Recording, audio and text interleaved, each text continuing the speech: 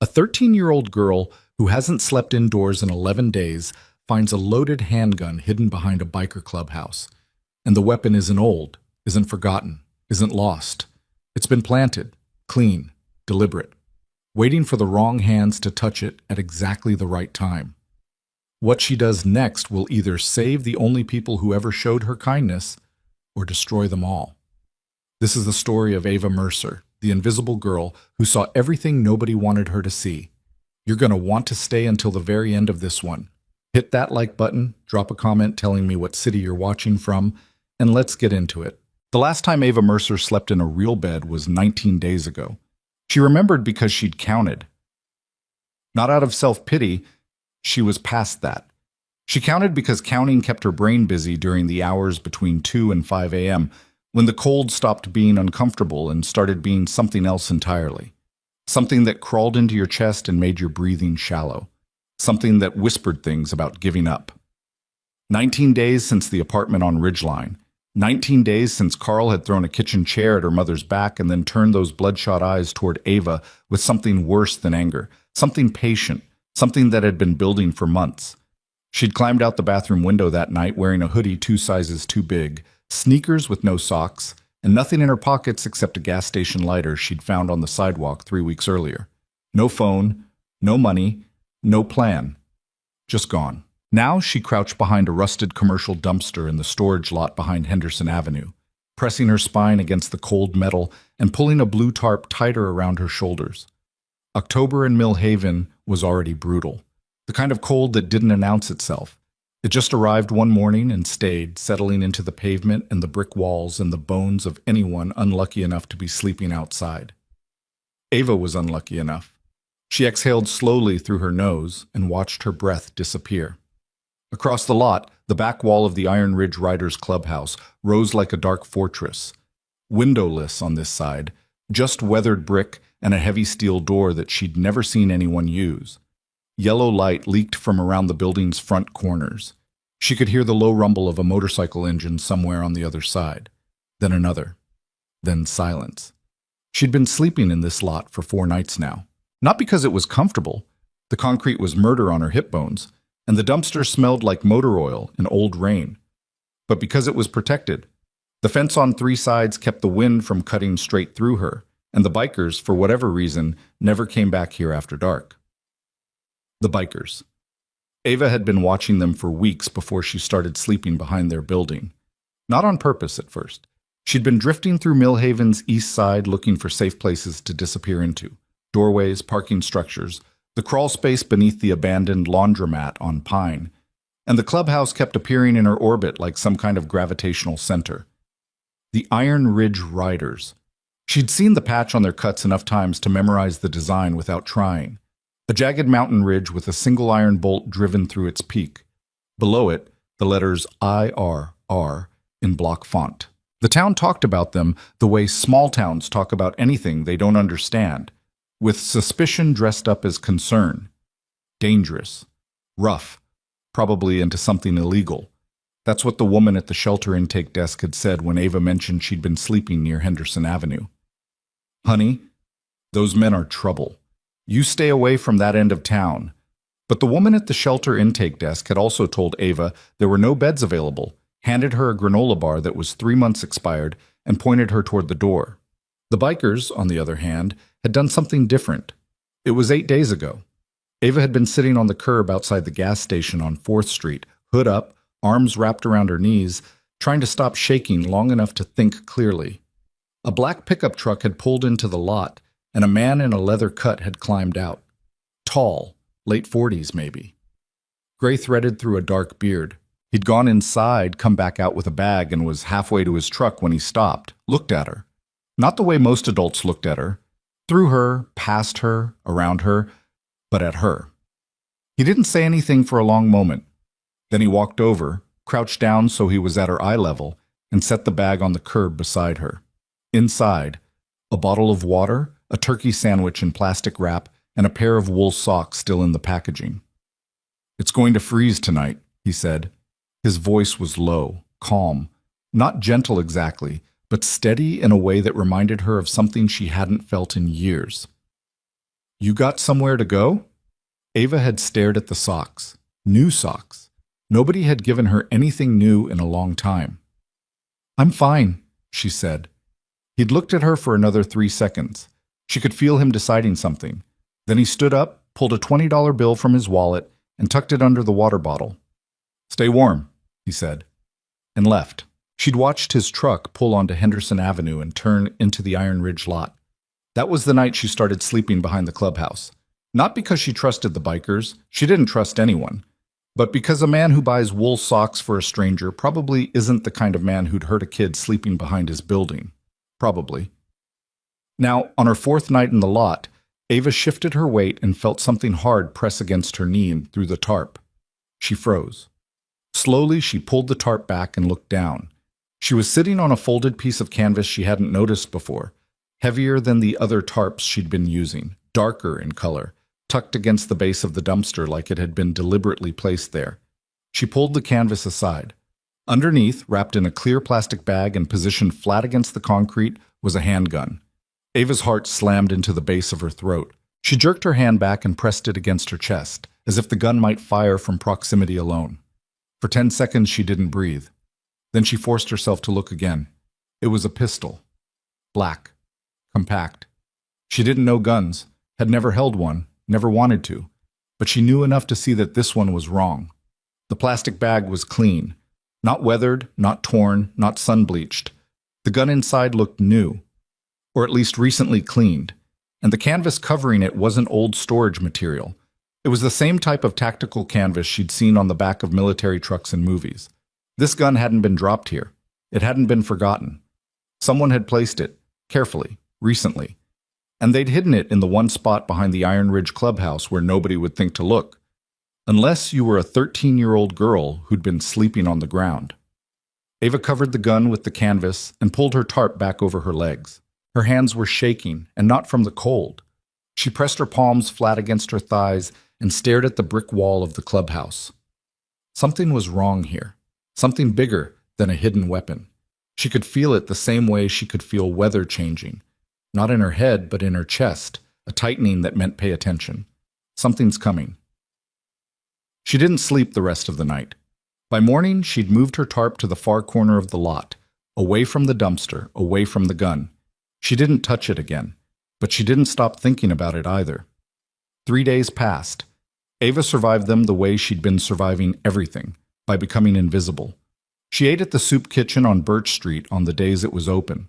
She filled her water bottle at the park fountain before the city shut it off for winter. She washed her face in the restroom at the public library and sat in the back corner reading until the librarian started giving her looks that meant, "You can't stay here forever." She could not stay anywhere forever. That was the fundamental law of Ava Mercer's existence. Every surface was temporary. Every roof was borrowed. Every pair of eyes that noticed her was a countdown to being told to move. But she kept coming back to the lot behind the clubhouse, and she kept watching. On the second day after finding the gun, she noticed something new. A black SUV with tinted windows parked on the street across from the clubhouse's front entrance. It sat there for 40 minutes. No one got in or out. Then it left. The next day, the same SUV appeared again, this time parked 2 blocks south, angled so its driver would have a direct line of sight to the clubhouse gate. On the third day, Ava was sitting on a bus bench half a block from the clubhouse, hood up, knees drawn to her chest, looking like any other homeless kid the city had trained itself not to see, when a man stepped out of the SUV. He was wrong in the same way the gun was wrong, too clean. His jacket was black, fitted, expensive looking. His boots were polished. His haircut was military short, and he moved with the controlled precision of someone trained to move that way. Not like the bikers, who carried their weight with a kind of worn looseness, but like a man who was always calculating distance and angle. He crossed the street, walked slowly past the front of the clubhouse, paused to look at the signage, then continued down the sidewalk. He didn't stop. He didn't take pictures. He didn't do anything that would register as suspicious to anyone who wasn't already suspicious. But Ava was already suspicious, because she'd spent the last year and a half learning to read body language the way other 13-year-olds learned algebra.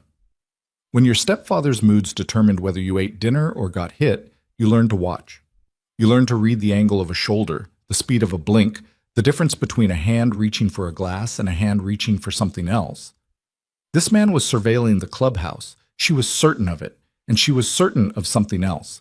The gun behind the dumpster and this man in the black jacket were connected. She didn't know how yet, but the geometry was too clean. The timing was too tight. Something was being built around the Iron Ridge Riders, something precise and deliberate and dangerous, and nobody inside that clubhouse knew it was happening. On Thursday evening, Ava did something she hadn't done in months. She went somewhere on purpose. Not to find food, not to find shelter, not to escape, but to understand. The town hall meeting was held in the basement of the Millhaven Community Center, a squat brick building that smelled like floor wax and stale coffee. Ava slipped in through a side door and sat in the last row of folding chairs, wedged between an elderly woman with a cane and a man who smelled like cigarettes and laundry detergent. Nobody looked at her. She was exactly what she needed to be. No one. The room was half full, maybe 60 people. A banner across the front read, "Millhaven Forward, Building Our Future Together." Behind a podium stood a man Ava had never seen before, but whose face she recognized from yard signs that had been appearing on every other lawn for the past month. Russell Graves. He was tall, broad-shouldered, mid-50s, with silver hair combed back from a tanned forehead and teeth so white they looked manufactured. He wore a navy blazer over an open-collared shirt, and he smiled the way people smile when they've practiced it in a mirror. Wide enough to seem warm, controlled enough to seem trustworthy. "Millhaven deserves better," he said into the microphone, and the room offered a scatter of applause. "This town has been held back for too long by elements that don't represent who we are. Organizations that operate outside the law, groups that intimidate our neighbors and lower our property values and make our streets feel unsafe." Ava felt her jaw tighten. He never said the name. He didn't have to. Everyone in the room knew who he was talking about. The Iron Ridge Riders, the bikers on Henderson Avenue, the men in leather cuts who rebuilt the playground at Garfield Park 3 summers ago, who ran a free oil change clinic for single mothers every spring, who showed up without being asked whenever a storm knocked out power on the east side. Graves talked about progress, about development, about a revitalization corridor that would bring new businesses and housing to the Henderson Avenue area.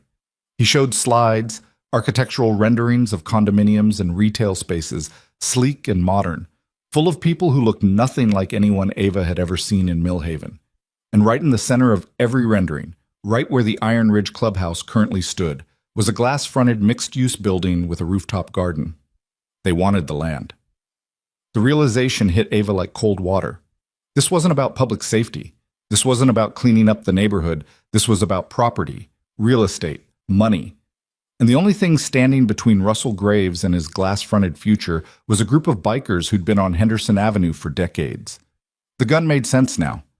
A weapon planted behind the clubhouse, an anonymous tip to police, a raid, evidence, arrests. The kind of headline that would make every voter in Millhaven nod and say, "See? We always knew they were dangerous," and then the land would be available. Ava sat in her folding chair and felt something she hadn't felt in a very long time, not since the night her father died. Not fear, not sadness, rage. A clean, sharp, focused anger that cut through the fog of exhaustion and hunger and loneliness like a blade. These men had fed her, had given her socks and water and a $20 bill and never asked for anything in return, had never looked at her with pity or suspicion or that particular brand of adult discomfort that meant, "I don't want to deal with you." And someone was trying to destroy them.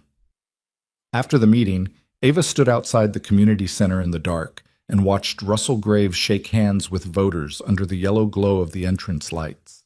A black SUV pulled up to the curb. The man in the fitted jacket, the same man she'd seen surveilling the clubhouse, stepped out, opened the rear door, and Graves climbed in. The door closed. The SUV pulled away. Ava stood there until the taillights disappeared around the corner on Pine Street. Then she walked back to the lot behind the clubhouse, crawled under her tarp, and lay awake until dawn. 4 more days passed, each one colder than the last. Ava watched the clubhouse from different angles, different positions, rotating her observation points the way she imagined a detective might. She saw the man in the fitted jacket twice more, once parked on Henderson, once walking the alley behind the lot where the gun was still hidden. She saw a second man she didn't recognize taking photographs of the clubhouse from a car parked on the cross street. She saw bikers come and go. She learned their patterns without trying. The older guys arrived in the morning, trucks and bikes filling the front lot by 9. The younger members came later in the afternoon. On Tuesday nights, the lights stayed on until past midnight, and she could hear muffled voices through the brick. Not yelling, not arguing, just the low rumble of men talking. On Friday morning, she saw the man who'd given her the socks.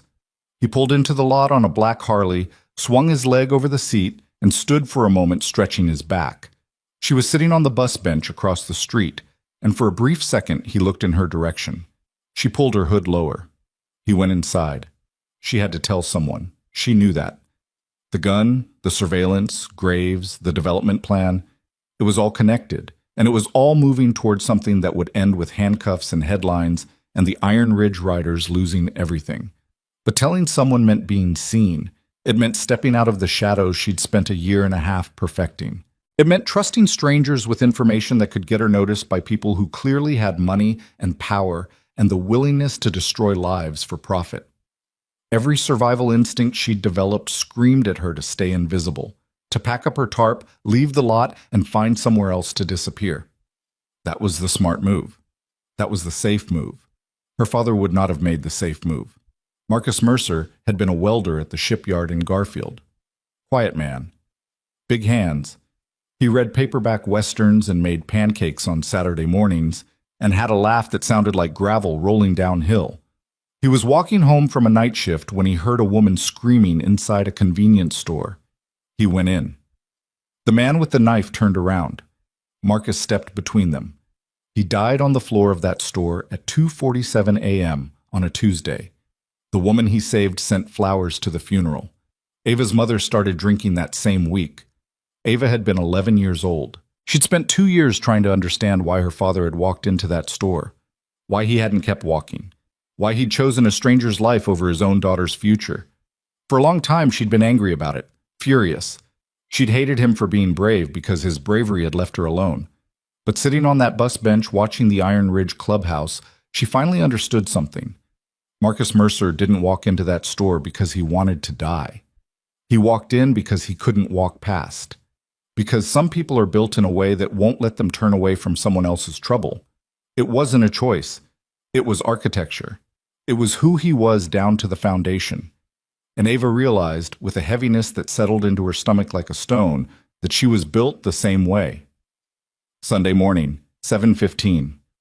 The sky was the color of dirty concrete, and the wind coming off the river carried the smell of frozen mud and diesel. Ava stood across the street from the Iron Ridge Riders Clubhouse and stared at the front door. It was a heavy wooden door, dark-stained, with a small window of frosted glass set into the upper panel. A hand-painted sign hung beside it, members only. Below that, in smaller letters she hadn't noticed before, community welcome, Wednesdays 6 to 8 p.m. She wasn't going to wait until Wednesday. Ava crossed the street. Her sneakers, the same ones she'd been wearing for 19 days, now stiff with dirt and cold, made no sound on the pavement. She reached the door, stopped, put her hand on the handle. The metal was ice cold. Her fingers were shaking. She could feel her heartbeat in her wrists, her neck, the backs of her knees. She pulled the door open and walked inside. The warmth hit her first, then the smell. Coffee, old leather, wood polish, and something underneath all of that, something she couldn't name but that made her think of her father's workshop. The room was large and open, with a long bar along one wall, a pool table in the back corner, and a half-dozen mismatched tables scattered across a wooden floor that was scarred and darkened with decades of boot marks. 4 men sat at a table near the bar. 2 more stood by the pool table with cues in their hands. All of them turned to look at her at the same moment, and the silence that fell over the room was total. Ava stood in the doorway, 5'2", 91 pounds, wearing a hoodie that smelled like dumpster runoff, with dirt under her fingernails and dark circles carved under her eyes. "I need to talk to whoever's in charge," she said. Her voice didn't shake. She was surprised by that.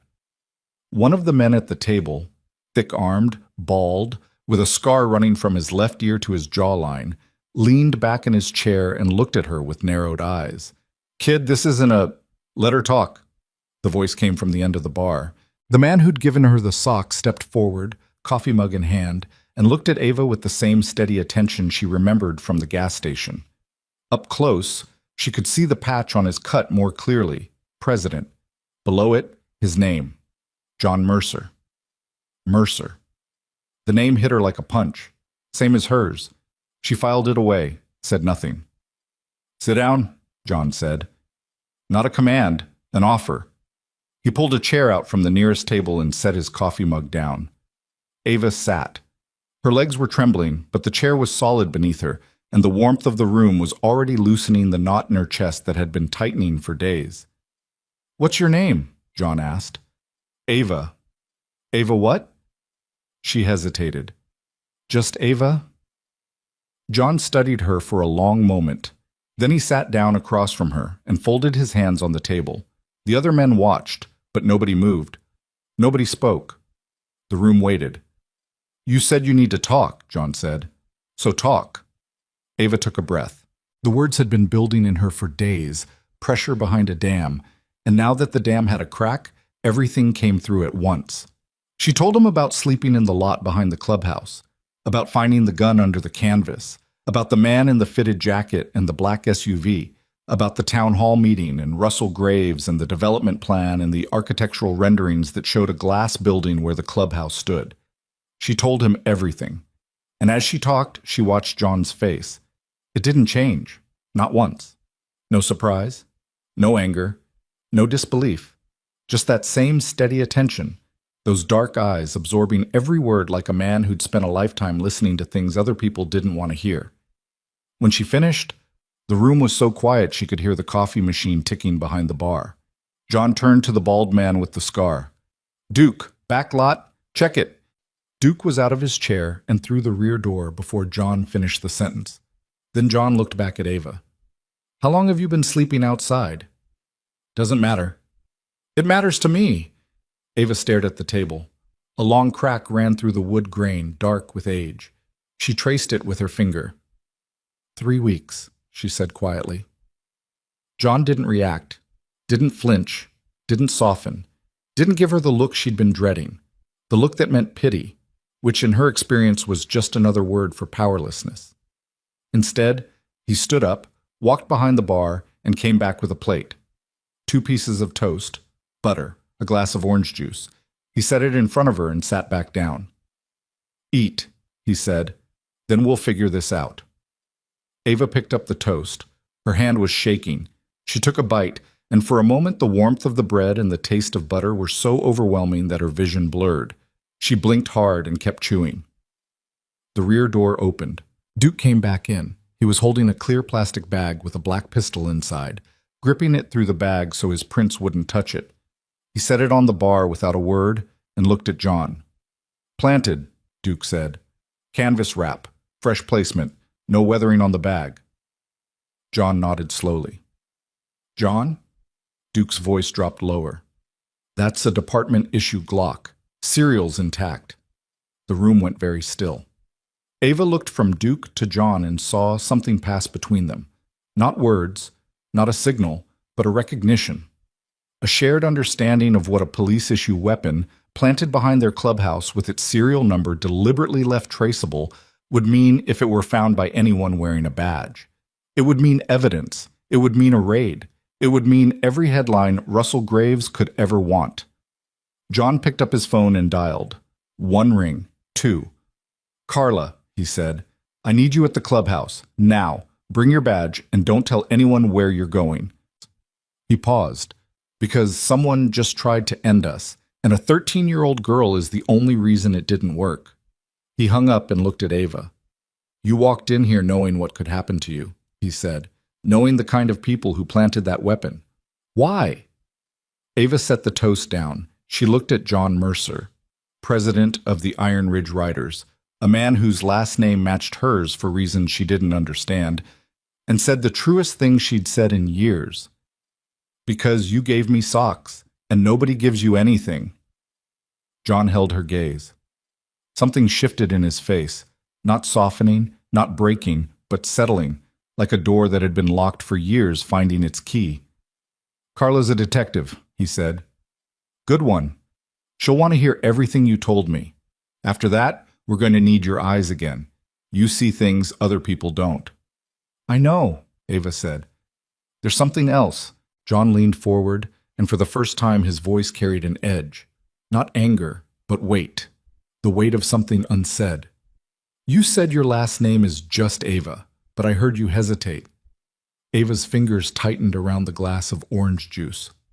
"Your last name is Mercer," John said. "It wasn't a question. I've been looking for you for 2 years." The glass slipped. Orange juice spread across the table in a slow tide, and Ava sat frozen, staring at the man across from her. The man who shared her father's name, her father's steady voice, her father's way of looking at people like they were worth seeing. Outside, the rumble of a motorcycle engine broke the silence. Then another. Then a third. Through the frosted glass of the front door, Ava could see shadows arriving. And somewhere across Millhaven, in a campaign office with Russell Graves' name on the door, a phone was ringing. The orange juice dripped off the edge of the table and hit the wooden floor in a rhythm that sounded like a clock running out of time. Ava didn't move. Couldn't move. The words John had spoken were still hanging in the air between them, heavy, impossible, rearranging everything she thought she knew about her own life. "I've been looking for you for 2 years." "That's not," she started. "My brother's name was Marcus," John said. "Marcus David Mercer, welder, Garfield Shipyard, killed in a convenience store robbery 18 months ago protecting a woman he'd never met. He had a daughter named Ava, 11 years old at the time. After he died, his wife, your mother, moved in with a man named Carl Redding. I tried to find you both. Your mother changed her phone number, changed addresses 3 times, stopped returning calls from anyone connected to the Mercer family."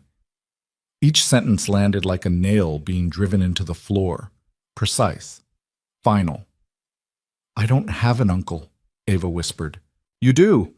John's hands were flat on the table, fingers spread, the way a man holds himself still when everything inside him is moving. "Marcus and I hadn't spoken in 6 years before he died. That was my fault. Not his. Mine. And by the time I found out what happened, you were already gone." Ava stared at his face and searched for her father in it. The jawline. Similar, but harder, more angular, carved by years of weather and decisions that left marks. The eyes. The same dark brown, but where Marcus Mercer's eyes had carried warmth like a banked fire, John's carried something else. Something that had seen the warmth and watched it go out, and learned to function in the cold. "Why didn't you talk to him?" Ava asked. John didn't answer immediately. He picked up a napkin from the table and began wiping the spilled juice, slow and deliberate, as if the act of cleaning gave him time to choose his words. "Because I made a choice 20 years ago that your father couldn't forgive," he said. And he was right not to. The rear door opened. Duke came back in, this time followed by a woman Ava hadn't seen before. Tall, mid-40s, dark hair pulled back tight, wearing jeans and a gray jacket that didn't hide the badge clipped to her belt. She moved through the room with the kind of authority that didn't need announcing. Her eyes found Ava immediately, and Ava felt herself being assessed, not with suspicion, but with the clinical attention of someone trained to read damage. "Carla Brown," the woman said, pulling a chair to the table without waiting for an invitation. "Millhaven PD, Homicide Division, but I owe John a favor that I'll apparently be paying off for the rest of my natural life." She looked at John. "The gun?" "Bar," Duke said from across the room. "Bagged. Didn't touch it."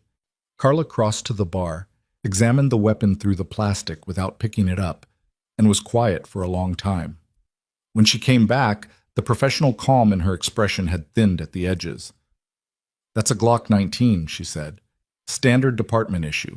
If I run that serial, and I'm going to run that serial, it's going to trace back to either an active officer's inventory or a weapon reported stolen from evidence lockup." She sat down and looked directly at Ava. "Tell me everything. Start from the beginning. Don't skip anything, even if you think it's not important." So Ava told it again. The storage lot, the canvas, the clean plastic bag, the man in the fitted jacket, the black SUV, the town hall meeting, Russell Graves, the development renderings. Everything she'd been carrying alone for days, she laid on the table between the detective's folded hands and John's unreadable face. Carla took notes on a small pad. When Ava finished, the detective tapped her pen against the paper 3 times and looked at John. "If this is what it looks like," Carla said, "someone with access to police inventory planted a traceable weapon on your property to manufacture probable cause for a raid. That's not a local play. That takes connections inside the department, possibly the prosecutor's office." "Graves has those connections," John said. "Graves is a city council candidate with a real estate background and a donor list I'd need a subpoena to see." Carla leaned back. "What I'm saying is, this isn't one guy with a grudge. If this girl is right, and the gun suggests she is, this is coordinated, multi-layer, and you're not just fighting a politician, you're fighting whatever system he's plugged into." The room absorbed that in silence. "So what do we do?" Duke asked from his position against the wall, arms crossed, the scar on his jaw catching the overhead light. "We build a case," Carla said, quietly. "I can run the serial off the books, pull traffic cam footage from Henderson Avenue for the last 2 weeks, see if that SUV shows up. But I need time, and I need you to not do anything stupid." She was looking at John when she said that last part. Something old and complicated passed between them, the residue of a history that Ava couldn't read but could feel, like heat from a fire in another room. "We don't do stupid," John said. "You did Barstow," Carla said. The temperature in the room dropped. Duke uncrossed his arms. One of the younger bikers near the pool table shifted his weight and looked at the floor. John's jaw tightened. A small movement, barely visible, but Ava caught it because she'd spent her life catching small movements. "That was 7 years ago," John said, "and it's still the first thing that comes up when anyone runs the Iron Ridge Riders through any database." Carla's voice was flat, factual, and merciless. 3 members arrested, 1 convicted, property damage charges. An assault charge that got pled down. You want to know why someone like Graves thinks he can frame you and the public will buy it? Because Barstow gave them the story they needed. 1 incident, 7 years, and it's still the headline. John said nothing. Ava looked at him and saw something she recognized. The specific stillness of a man being hit with a truth he already knew, absorbing the blow without flinching because flinching would mean admitting how much it hurt. "I'm not bringing it up to punish you," Carla said, softer now. "I'm bringing it up because when this goes public, and it will go public, Graves people are going to use it. Every reporter who covers this story is going to lead with Barstow. And if any of your guys so much as raise their voice between now and then, you hand them the narrative." "Understood," John said. Carla turned to Ava. "You. Where are you sleeping tonight?" "I'm fine." "That's not what I asked." Ava felt the walls going up. The automatic defense system she'd built from months of social workers and shelter volunteers and teachers who asked questions that led to phone calls that led to nothing.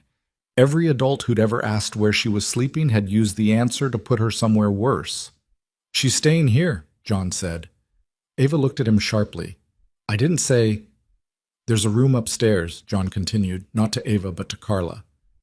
"Storage room. We'll clear it out. Put a cot in there. She stays in the building until this is resolved." "John," Carla's voice carried a warning, "you can't just take in a minor without— I'm her uncle." The word landed in the room like a stone in still water. Carla's pen stopped moving. She looked at John, then at Ava, then back at John. "Since when?" "Since the day she was born. I just didn't earn it until now." Carla stared at him for a long time. Then she closed her notepad and stood up. "I'll need documentation. And I'll need to make some calls that won't go through official channels. You have 48 hours before I have to report this through proper custody procedures." She pointed her pen at John. 48 hours. Don't make me regret this." She left through the front door. The sound of her car starting cut through the quiet, then faded down Henderson Avenue. John looked at Ava. "You don't have to stay." "I know. But I'd like you to." Ava studied the crack in the table again.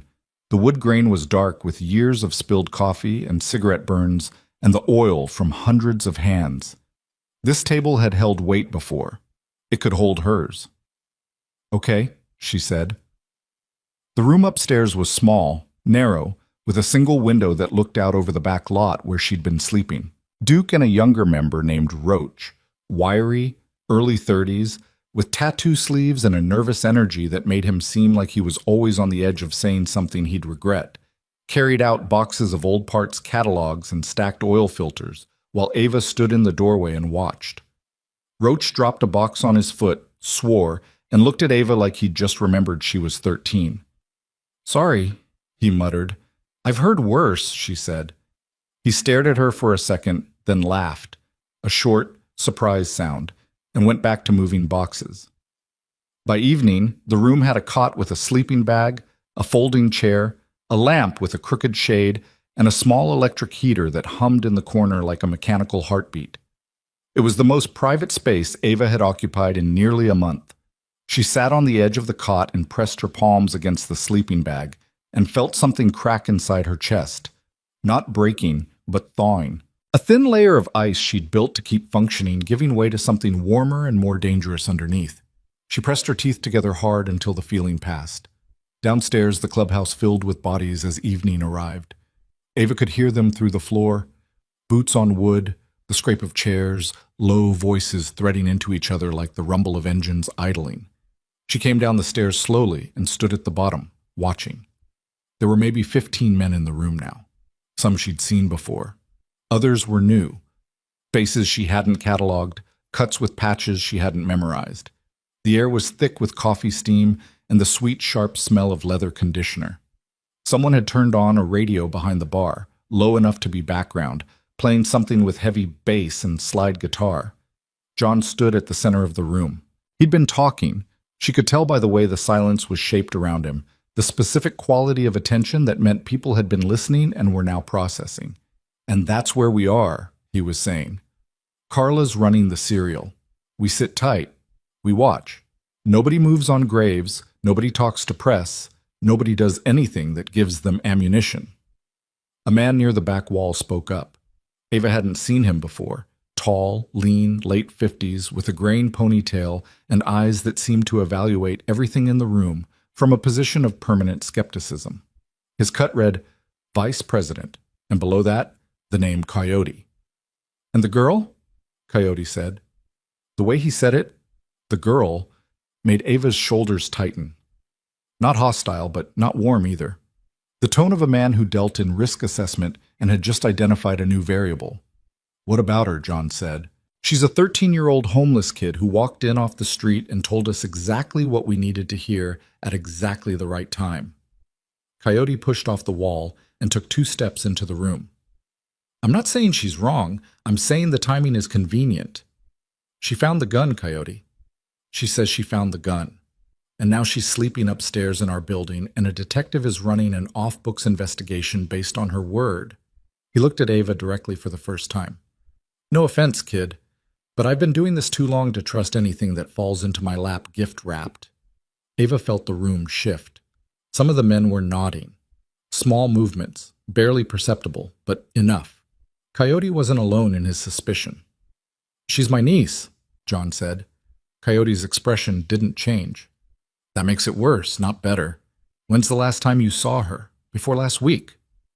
"That's not relevant." "It's the most relevant thing in this room." Coyote's voice stayed level, controlled, but there was steel underneath it. "You've got a personal connection to the one person who brings us intelligence on a threat we didn't know existed. Any prosecutor worth a damn would call that manufactured.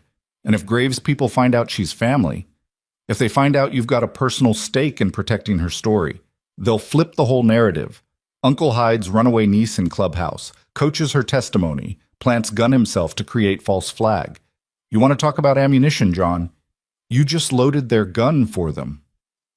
The silence that followed was different from the one that had preceded it. Thinner, more dangerous. The kind of silence that happens when someone says something that can't be unsaid, and everyone in the room knows it's at least partially true. John's hands were at his sides. His fingers curled slowly into fists, then released. Ava watched the tendons in his forearms shift beneath the skin. "She stays," John said. "I'm not saying she goes. I'm saying you need to think about what this looks like from the outside, because the outside is where the fight is going to happen. I've thought about it. Have you? Coyote took another step forward. Or have you been thinking about Marcus? The name hit the room like a detonation. Several men looked away. Roach, standing near the stairs, shifted his weight and stared at the floor. Duke, who was leaning against the bar with his massive arms folded, closed his eyes briefly and exhaled through his nose. John looked at Coyote with an expression that Ava couldn't read. Not anger, not pain, but something that contained both and was older than either. A wound that had calcified into something harder than bone. Careful, John said. Someone has to say it. Coyote didn't back down. You haven't been right about anything involving your brother since before Barstow.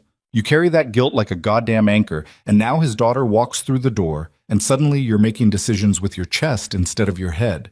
I've watched you lead this club for 11 years. You're the best president we've ever had.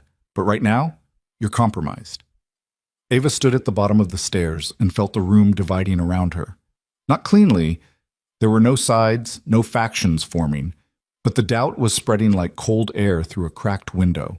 She could see it in the way men avoided looking at John, in the way their weight shifted, in the imperceptible recalibration of loyalty that happens when someone you trust says something you've been thinking but were afraid to voice.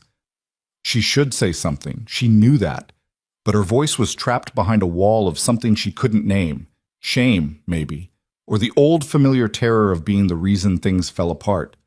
She'd been the reason her mother fell apart. She'd been the reason Carl's anger had a target. And now she was the reason 15 men in a room were questioning the judgment of the one person who'd shown her kindness. The pattern was always the same. Ava arrived and things broke. I'll leave, she said. Every head in the room turned to her. I'll go. I can write down everything I saw. Dates, times, descriptions. The gun's already here. You don't need me.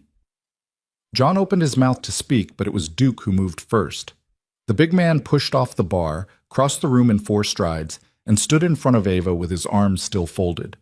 Up close, the scar on his jaw looked like a river on a map, jagged, deep, telling a story she'd never hear. Nobody's going anywhere, Duke said. He didn't raise his voice. He didn't need to. Coyote's right about the optics, John's right about the girl. Both things can be true at the same time, and if this club can't hold 2 truths in the same room, we've got bigger problems than Russell Graves. He looked at Coyote. You want to protect the club. Good. That's your job. But protection doesn't mean pushing out the one person who saw the threat coming. It means figuring out how to use what she knows without exposing her or us. He looked at John. And you need to tell her the rest, all of it, not just the socks and the brotherhood and the uncle routine. She deserves to know what Barstow was, what you did, what it cost. Because if she's going to stand next to this club, she needs to know what she's standing next to. The room held its breath. John looked at Duke for a long time. Then he nodded, once, slowly, and sat down at the table where the orange juice stain was still drying. Sit down, Ava, he said. She sat. 7 years ago, John began, and his voice had changed, lower, rougher, like something being dragged across gravel. A member of this club named Pete Landon got into trouble with a contractor in Barstow who was running unlicensed demolition jobs using undocumented workers. One of those workers got killed when a wall collapsed.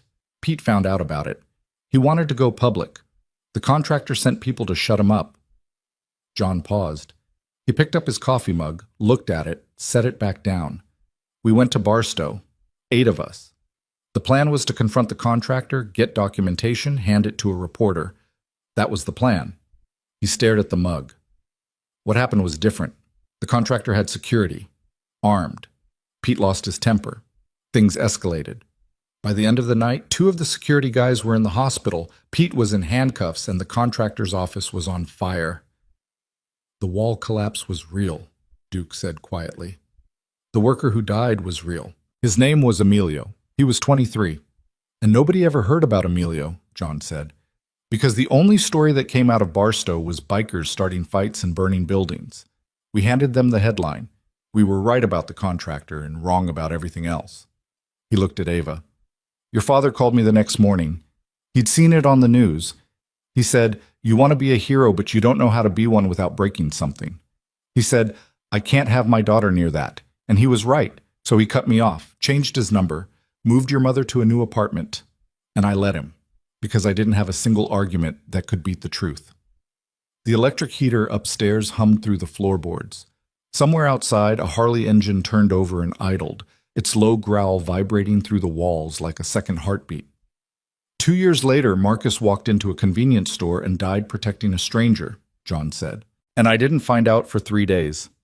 3 days. My brother was dead for 3 days before anyone thought to tell me, because he'd made sure nobody in his life had my number. Ava felt the tears coming and clenched her jaw against them. Not now. Not here. She could feel 15 men watching her, and she would not give them the image of a crying child. She was not a child. She hadn't been a child since the night her mother stopped being her mother. So that's Barstow, John said. That's what Coyote's worried about. And he should be worried, because every mistake I made 7 years ago is still standing in this room like furniture nobody wants to move. Coyote, from his position against the wall, said nothing. His expression had shifted, not softened, but recalibrated. The look of a man who'd needed the truth spoken aloud and was now reckoning with the weight of having demanded it. I'm not leaving, Ava said. John looked at her. You made mistakes. My dad made mistakes. My mom made mistakes. Everybody in this room has made mistakes.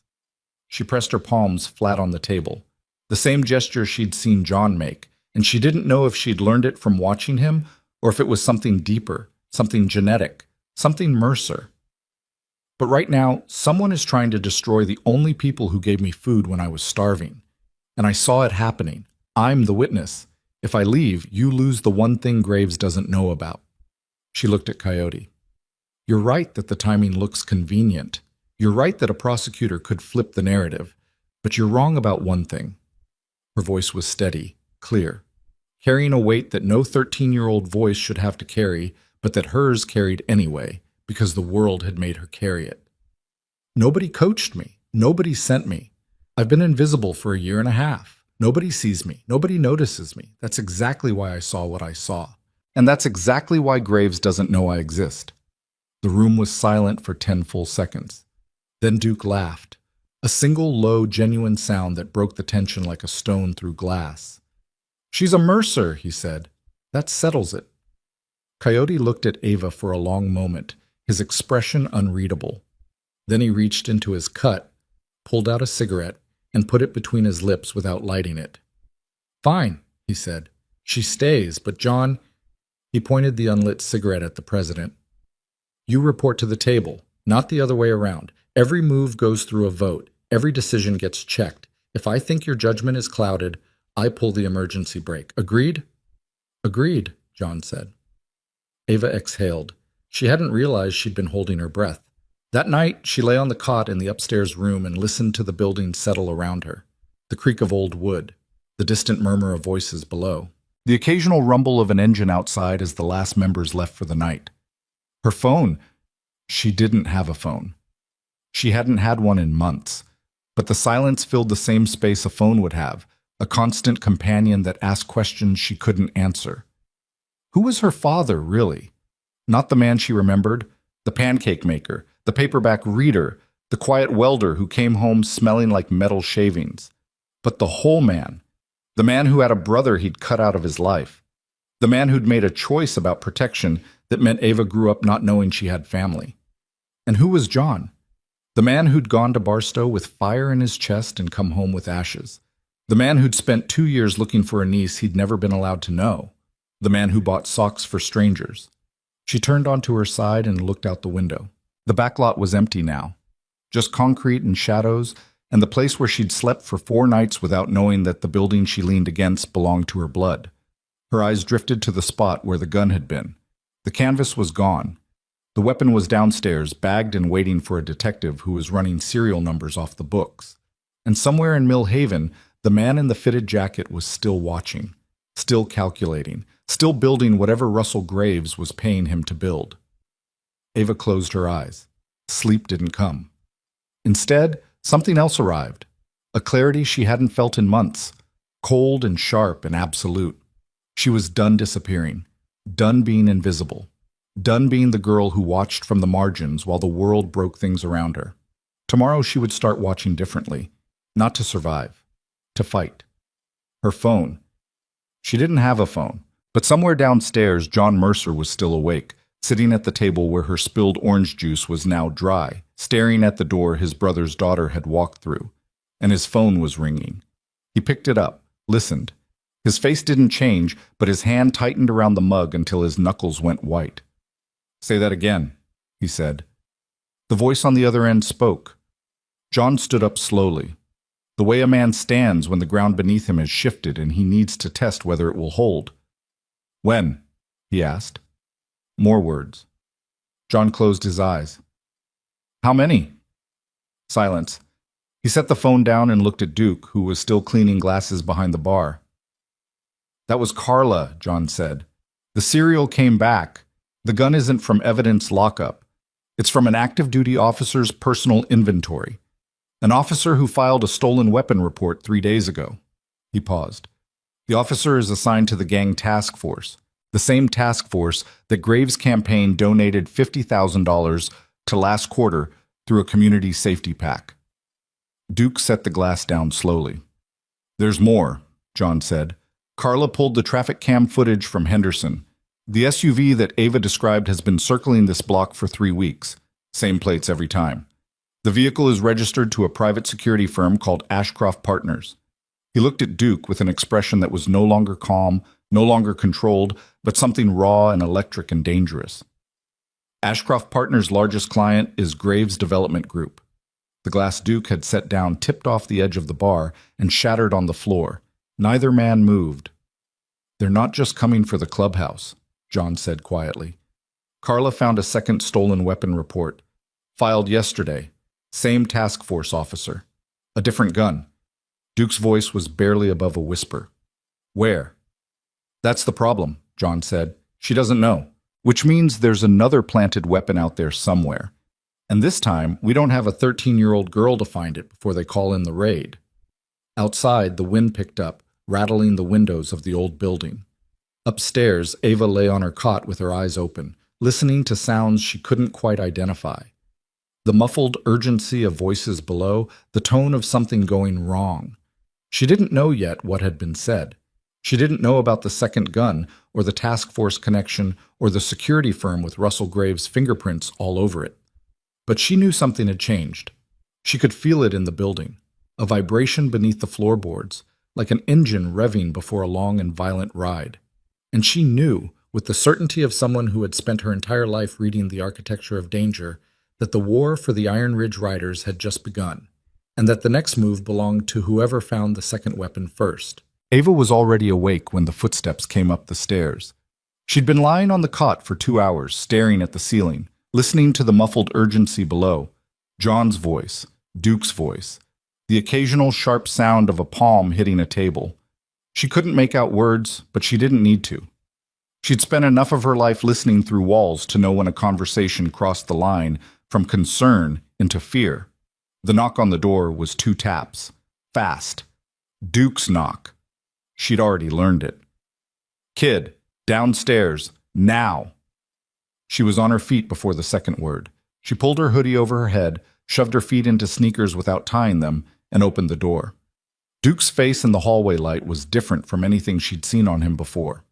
The calm authority was still there, but underneath it was something compressed. The look of a man holding a grenade and trying to figure out where to throw it. "What happened?" she asked. "John will tell you." Downstairs, the clubhouse looked like a war room. The pool table had been covered with a sheet of plywood, and on top of it were spread photographs, printed pages, and a laptop showing grainy traffic camera stills. John stood at the head of this improvised command center, phone in his hand, his face carrying the particular exhaustion of a man who hadn't slept and had stopped pretending he might. Coyote leaned against the far wall with a cigarette between his fingers, lit this time, the smoke curling up into the overhead light in slow spirals. Roach sat on a bar stool near the door, one leg bouncing with nervous energy, his eyes moving between John and the photographs on the table. And there was someone new. A woman Ava hadn't seen before, sitting in the corner booth with a laptop open in front of her. Late 30s, short black hair, wire-rimmed glasses, wearing a flannel shirt over a thermal. No leather cut. No club affiliation that Ava could see. But the way the men in the room oriented around her, not deferentially, but with the careful attention people give to someone who knows things they need to know, told Ava this woman was important. "Ava," John said, "sit down." She sat. The toast plate from the previous morning was still on the table, pushed to one side. Nobody had cleaned it up. Nobody was thinking about toast. "Carla called back an hour ago," John said. "The second gun hasn't been found. She's been running the plates on the SUV, cross-referencing Ashcroft Partners employee records, pulling every thread she can reach without triggering an internal alert." He paused, rubbed his eyes with the heels of his hands. "She found something she wasn't looking for." He turned to the woman in the corner booth. "Tell her." The woman closed her laptop partially and looked at Ava with an expression that was neither warm nor cold, professional in a way that reminded Ava of Carla, but without the badge, more like a surgeon assessing where to cut. "My name is Wendy Tran," she said. "I'm a forensic accountant. I do contract work for defense attorneys and occasionally for organizations that can't afford the kind of attention that comes with hiring a big firm." She glanced at John. "I've done work for the writers before. Off the books." "What kind of work?" Ava asked. "The kind where someone needs to prove that money went where it shouldn't have gone." Wendy pushed her glasses up her nose. "John called me tonight because Detective Brown found a financial connection she couldn't trace through law enforcement channels without a warrant. And she can't get a warrant without exposing her off-books investigation." "What connection?" Wendy turned her laptop so Ava could see the screen. Columns of numbers, company names, dates. A spreadsheet that looked like a foreign language. "Graves Development Group has 7 subsidiary LLCs," Wendy said. "Shell companies. Each one was created within the last 18 months. They're layered. Company A owns Company B, which owns Company C, which holds the actual assets. Standard obfuscation for a developer trying to buy property without anyone knowing who's really buying." "Property here?" Ava asked. "On Henderson?" "Not just Henderson." Wendy scrolled down. 4 blocks of Henderson Avenue, 2 blocks of Pine Street, the empty lot on Birch, where the old lumberyard used to be. And this is the part that matters, the building that currently houses the Millhaven Community Center. Ava felt something cold move through her chest. The community center, where the town hall meeting was. The same one. Graves' campaign held their event in a building that one of his own shell companies is already in negotiations to purchase. The seller is the city of Millhaven, represented by the City Property Commission, whose chair is a man named Dennis Felt. Wendy paused. "Let the name hang." "Who is Dennis Felt?" Ava asked. "Dennis Felt," John said from across the room, and his voice had the quality of a man reading an obituary, "was my platoon sergeant in Fallujah. We served together for 14 months. After we came home, he went into city government. I went into the club. We stayed in touch for a few years. Then we didn't." The room absorbed this. Coyote's cigarette had burned down to the filter. He crushed it in an ashtray on the windowsill and immediately pulled out another one. "What are you saying?" Ava asked, looking between John and Wendy.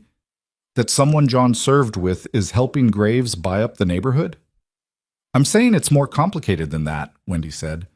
Felt's commission approved 3 below-market property sales to Graves' shell companies in the last year. Each sale went through with minimal public notice and no competitive bidding. That's not unusual in small cities. It happens all the time, and it's not always corrupt. But combined with a planted weapon, a private security firm running surveillance, and a political campaign built on vilifying the one organization that stands between the developer and the most valuable parcel on Henderson Avenue. "It's a machine," Duke said from his position near the bar. "The whole thing is a machine. Graves builds the political cover. Felt clears the property path. Ashcroft provides the muscle and the frame job, and the writers get destroyed in the crossfire." Silence. Roach stopped bouncing his leg. "So what do we do? Go to the press? Dump all of this?" "With what?" Coyote cut in, his fresh cigarette still unlit between his fingers. "A forensic accountant's spreadsheet and a 13-year-old witness? The press will run with the biker angle first and the corruption angle never. We go public too early, Graves buries the evidence, Felt resigns quietly with a pension, and we're still the bad guys. Coyote's right, John said. He leaned both hands on the plywood table and stared at the photographs.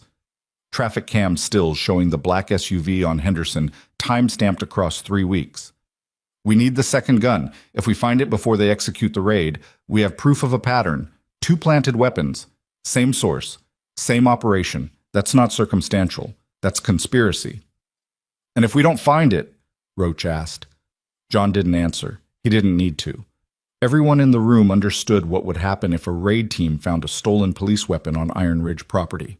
The arrests would come first, then the headlines, then the court of public opinion, which had already been primed by months of Graves' campaign rhetoric. By the time the truth surfaced, if it surfaced at all, the clubhouse would be seized, the members would be scattered, and Henderson Avenue would belong to Graves' development group. There's something else, Wendy said. The room turned to her. She pulled up a new screen on her laptop, a corporate registration document. Ava leaned forward and squinted at the text. Ashcroft Partners was incorporated in Delaware 3 years ago, Wendy said. The registered agent is a law firm in Wilmington that handles formations for out-of-state clients. Standard privacy shield. But every LLC has to list at least one managing member, even if it's another LLC. She tapped the screen. Ashcroft's managing member is an entity called Ridgeline Security Solutions. Ava's blood stopped moving. Ridgeline. The apartment. The apartment on Ridgeline where she'd lived with her mother and Carl. The apartment she'd fled from 23 days ago now. Ridgeline Avenue, Unit 4B, where Carl Redding sat in a recliner every night drinking beer from a can and watching the door with eyes that calculated how much anger he could spend before it left marks. Ridgeline Security Solutions, Wendy continued, was incorporated 14 months ago. Its managing member is listed as Carl M. Redding. The sound that came out of Ava's throat wasn't a word. It was a sound she didn't recognize, something between a gasp and a cry that she swallowed before it could fully form. She pressed her hands against the edge of the table and felt the wood grain dig into her palms. "No," she said. "Ava," John started. "No, that doesn't... Carl is..." She couldn't organize the words.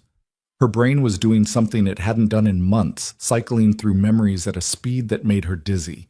Carl in the recliner, Carl throwing the chair, Carl's eyes, Carl's phone, always on his phone, always in the other room, always talking to someone in a voice that was different from the voice he used on her mother. Quieter, more professional, the voice of a man conducting business. "He's a contractor," Ava said. My mom said he does private security work. Freelance." She said, "He does private security work," Wendy confirmed.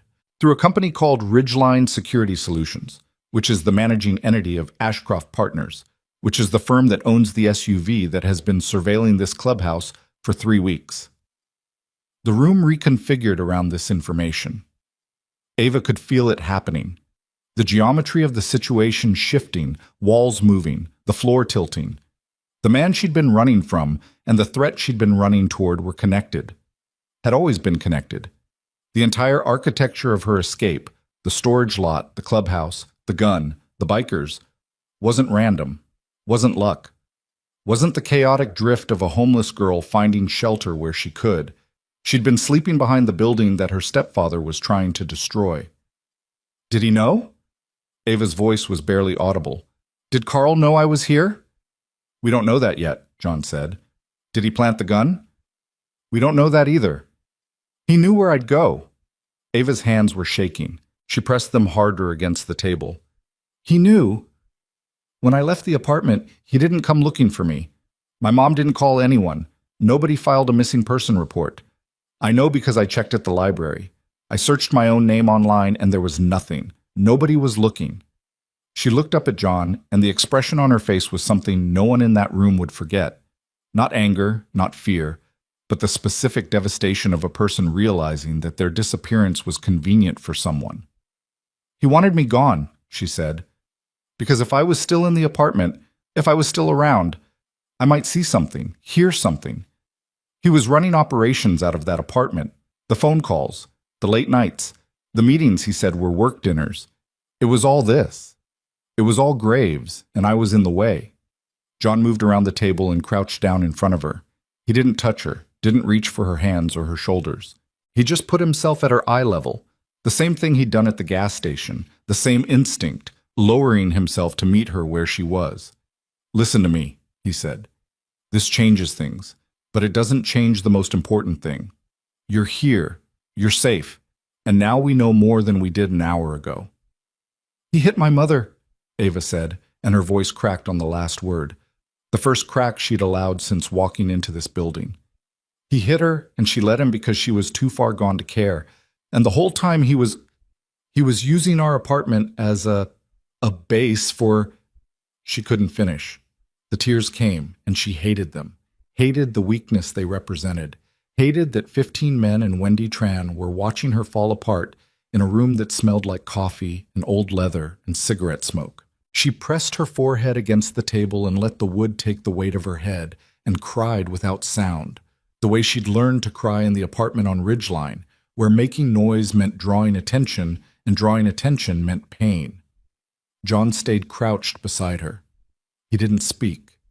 He didn't comfort. He just stayed, the way a wall stays, present, solid, there. After 90 seconds, Ava lifted her head. Her eyes were red but dry. She wiped her face with the sleeve of her hoodie and sat up straight. "Where does he live now?" she asked. "Carl, is he still at the apartment?" "That's not your problem," John said. "It is my problem. My mother is in that apartment." John and Duke exchanged a look. Coyote pushed off the wall and walked to the table for the first time, leaning both hands on the plywood, his unlit cigarette clenched between his teeth. "The girl's right," Coyote said. "If Redding is Ashcroft's managing member and he's running the ground operation for Graves, he's the operational link. He's the one placing the guns. He's the one driving the SUV or directing whoever is. And right now, he thinks nobody knows." "If we move on him," John started. "I'm not saying we move on him. I'm saying the clock just changed." Coyote looked at John with an intensity that bordered on confrontation. "Before tonight, we had a political problem. A real estate play with a frame job attached. Bad but manageable. Now we have an operational enemy who lives in the same city, who is in a domestic relationship with your niece's mother, and who may or may not know that your niece is sleeping in the building he's trying to take down." He paused. "That's not a political problem, John. That's a tactical problem." The word tactical landed in the room like a dropped blade. Ava saw several of the men shift their weight, an unconscious response, a body language that said, "We know what that word means, and we know what comes after it." "No," John said, and the word carried the force of a door slamming. "We are not going tactical. That is exactly what they want. One incident, one confrontation, one raised voice, one broken window. And Graves gets his headline. We play this clean, or we don't play it." "Clean got us Barstow," Coyote said. "Barstow wasn't clean. Barstow was the opposite of clean. Barstow was exactly what happens when we stop thinking and start hitting. And doing nothing is what happens when..." "Enough!" Duke's voice cut through the room like a saw blade through soft wood. Both men stopped. John's right about tactics. Coyote's right about the clock. "Wendy, how long to build a financial trail that connects Graves to the gun plant through Ashcroft and Ridgeline?" Wendy looked at her spreadsheets. "With what I have now, I can establish the corporate chain in 48 hours. But corporate chain isn't proof of criminal intent. I need transaction records, payments from Graves entities to Ashcroft for specific services. If I can find a payment that correlates with the timeline of the gun plant, a disbursement in the days before the weapon appeared, that's your smoking gun." She paused, figuratively speaking. "Can you get those records?" "Not legally." The silence that followed was loaded with implications that Ava was too young to fully understand but old enough to feel. Wendy was being asked, without being asked, whether she would cross a line, and the answer was sitting in the 3 seconds of quiet before she spoke again. "I know someone," Wendy said carefully, "a former colleague who does digital forensic work for insurance companies. She has access to financial databases that are technically public but practically impossible to navigate without specialized tools. I can have her pull transaction histories for all 7 of Graves' LLCs going back 18 months. "Do it," John said. Wendy nodded and opened her laptop fully.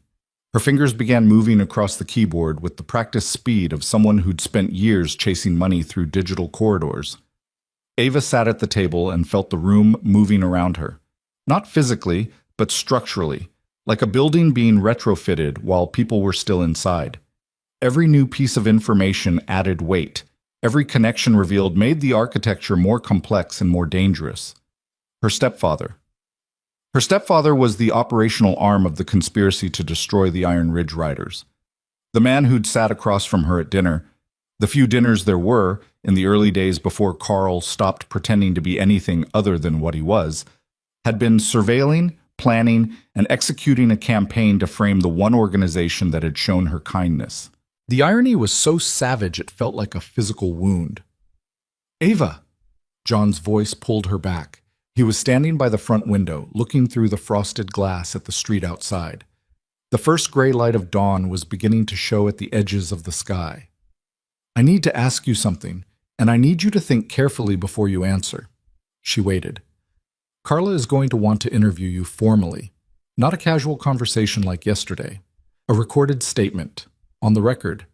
Once that happens, your name enters a system. CPS gets notified. Your mother's address gets flagged. Carl Redding's name comes up in connection with a missing minor." He turned from the window and looked at her. "Once that happens, Carl will know you're here. There's no way around it. The system leaks. It always leaks.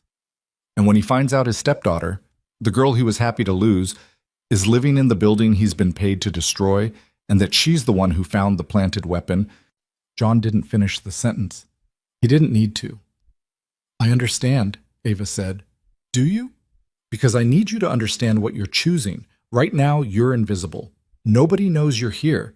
That's your biggest advantage and your best protection. The moment you go on record, you become visible, and visible means vulnerable."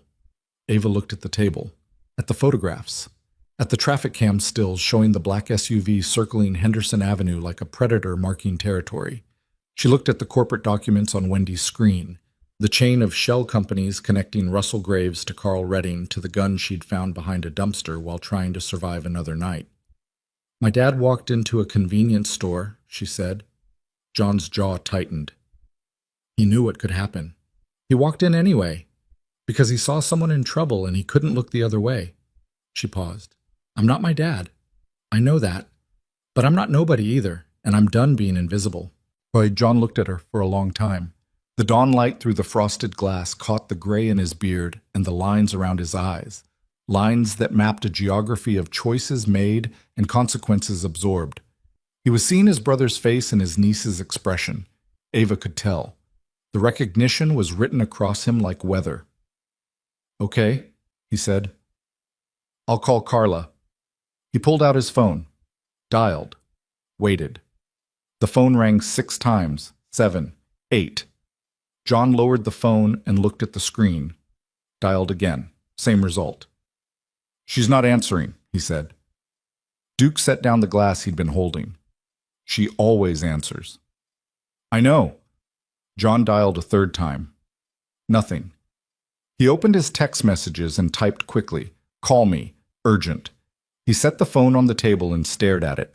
30 seconds, a minute, 2 minutes. No response. Coyote stepped forward. "When did you last hear from her?" 1:40 a.m., when she called about the serial number and the Ashcroft connection.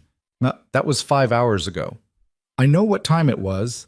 Coyote lit his cigarette, finally, and inhaled with the slow deliberation of a man buying himself 3 seconds of thinking time. She was running an off-books investigation into a planted police weapon connected to a gang task force officer. She pulled traffic cam footage, ran plates, and accessed financial records without authorization. If anyone inside the department noticed, "Don't," John said. "John, don't say it." But it was already said. The shape of it hung in the room like the cigarette smoke, visible and acrid and impossible to ignore. Detective Carla Brown, the one law enforcement contact the writers trusted, the one person inside the system who was building their case, was not answering her phone at 6:15 in the morning, 5 hours after making calls that could end careers and trigger internal affairs investigations. Ava felt the ground shift again. Not the slow structural shift of new information being absorbed, but the sudden violent lurch of a floor giving way. The one person who could legitimize their evidence, the one badge that stood between the riders and a frame job, was unreachable. Without Carla, they had no chain of custody for the planted gun. Without Carla, Wendy's financial records were inadmissible. Without Carla, Ava's testimony was just a homeless teenager's word against a political campaign backed by private security money and a complicit city commissioner. Without Carla, they had nothing. John picked up his phone one more time. Not to call Carla. He scrolled through his contacts and stopped on a name Ava couldn't see. "Who are you calling?" Duke asked. "Someone I swore I'd never call again." John pressed the phone to his ear. His face was stone. "But we're past that now." The phone rang twice. A voice answered. Ava could hear it faintly, a man's voice, rough with sleep or something harder than sleep. "It's John Mercer," John said. "I know what time it is. I know what I said last time. I don't care." He paused, and when he spoke again, his voice carried something Ava had never heard in it before. Not fear exactly, but the specific weight of a man who has run out of options and is reaching for the one he swore he'd never touch. "Dennis," he said, "I know about Graves. I know about the shell companies.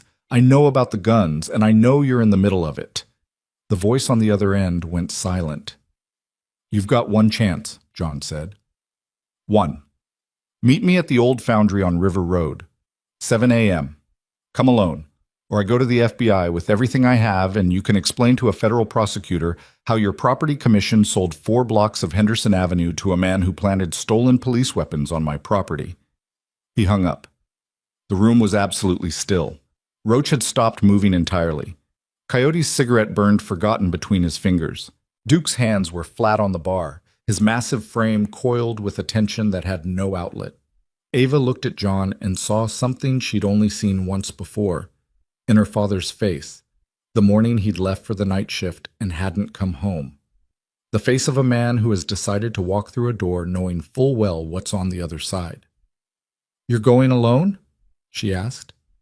"No," Duke said before John could answer. "He's not."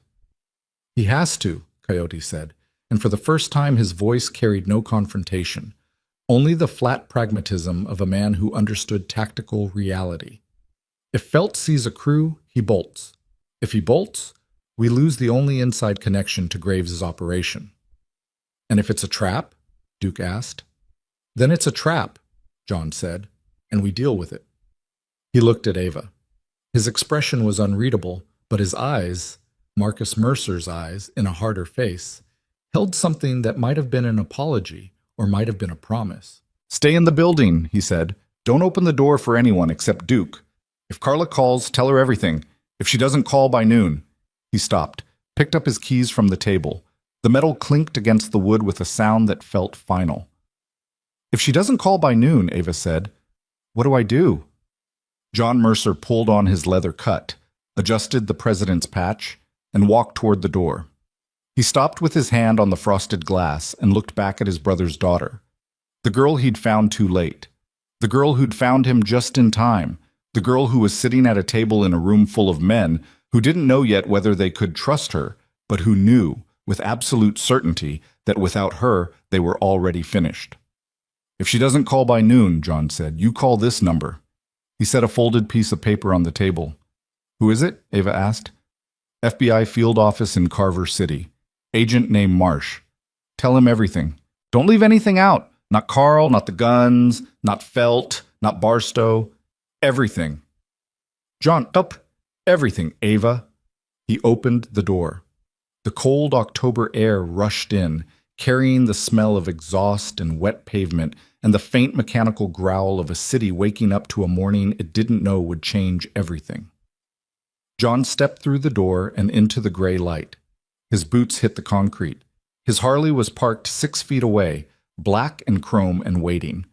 And from across Henderson Avenue, sitting in a car that wasn't the black SUV, a different car, a silver sedan that nobody had been watching because nobody knew to watch for it, Carl Redding lowered a pair of binoculars and picked up his phone. He dialed one number. "She's inside," he said, "and Mercer just left alone." The Harley's engine split the morning silence on Henderson Avenue like a blade through frozen cloth. John Mercer pulled onto the road and didn't look back. The cold air hit his face and his hands and the exposed skin at his throat where the collar of his leather cut didn't reach, and for a moment the raw sensation of it, the bite, the sting, the way October wind finds every gap in your armor, was the only thing in his head. Not Dennis Felt, not the planted guns, not his brother's daughter sitting in the clubhouse behind him with a folded piece of paper containing a federal agent's phone number. Just cold, just engine, just the road. It lasted 4 seconds. Then the thinking came back, heavy and relentless, and John leaned into the curve on River Road with the weight of it pressing against his sternum like a fist. The old foundry sat at the edge of Millhaven's industrial district, a sprawling carcass of brick and rusted steel that had been abandoned since the mill closures 15 years ago. The parking lot was cracked asphalt and dead weeds, and when John killed the engine and swung his leg over the seat, the silence that replaced the Harley's growl was so complete it felt like pressure against his eardrums. He was 12 minutes early. He stood beside his bike and scanned the lot. Empty.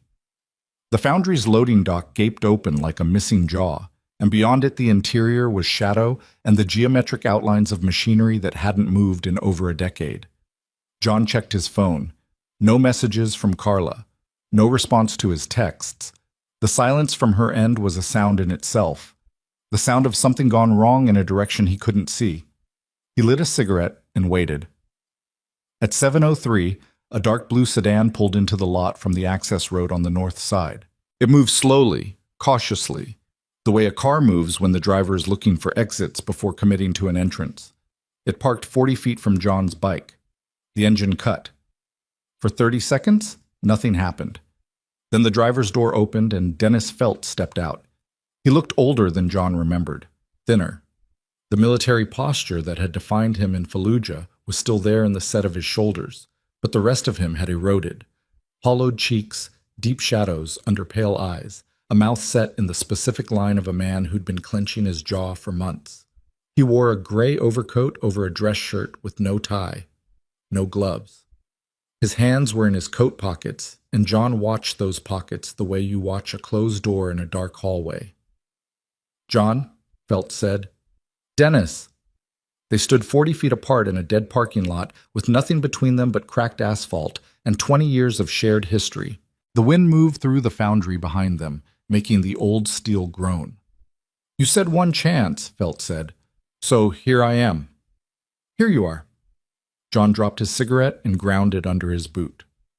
"Start talking." Felt's jaw worked silently for a moment. The look on his face was one John had seen before, in Fallujah, in the moments before a patrol moved through contested terrain. The look of a man calculating whether honesty or silence would keep him alive longer. "I didn't know about the guns," Felt said. "Don't." "I didn't." "John, I swear to you, the property deals were one thing. Graves came to me with a development plan, legitimate investment, jobs, housing, tax revenue, the kind of thing this city needs. I ran the sales through the commission because the numbers made sense. Below market prices, no competitive bidding, through shell companies designed to hide the buyer." Felt flinched. "The pricing was... there were incentives, economic development incentives. It's standard, it's fraud, Dennis, and you know it." John took a step forward, not aggressive, controlled. The movement of a man closing distance because he needs to see the other man's eyes clearly.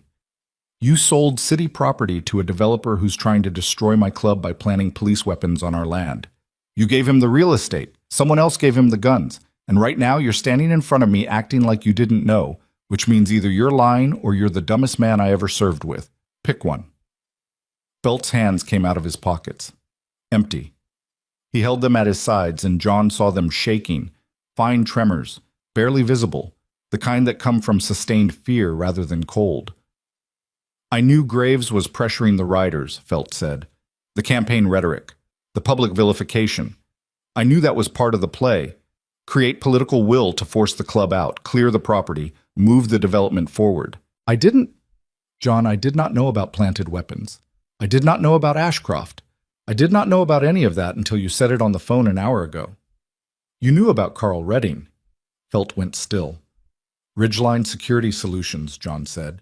Managing entity of Ashcroft Partners. Carl Redding is the operational link between Graves' money and the frame job on my clubhouse. And Carl Redding's home address is the same apartment where my brother's widow and my brother's daughter were living until that daughter ran away because Redding was beating them. Felt's face drained of color. Not slowly. All at once, like someone had pulled a plug. You served with my brother. You knew Marcus. You were at his funeral, Dennis. You stood in the back row in your city commissioner suit, and you shook my hand and you said, "If there's anything I can do," and then you went home and started selling the city out from under the people Marcus died protecting. That's not fair. Fair. John's voice was low and dangerous, carrying a vibration that wasn't volume but density. The compressed force of years of failure and guilt and the specific rage of a man who's watching the walls close in on everyone he's responsible for. My 13-year-old niece is sleeping on a cot in my clubhouse because she's been homeless for 3 weeks. She's been homeless because her mother is an addict and her stepfather is a man named Carl Redding, and Carl Redding has been too busy planting guns and running surveillance to notice or care that a child disappeared from his apartment. And you enabled all of it. Every property sale, every shell company, every dollar that moved from Graves to Ashcroft to Redding moved because you signed off on it. So don't talk to me about fair. Felt stood in the parking lot with his shaking hands at his sides and his face the color of old paper.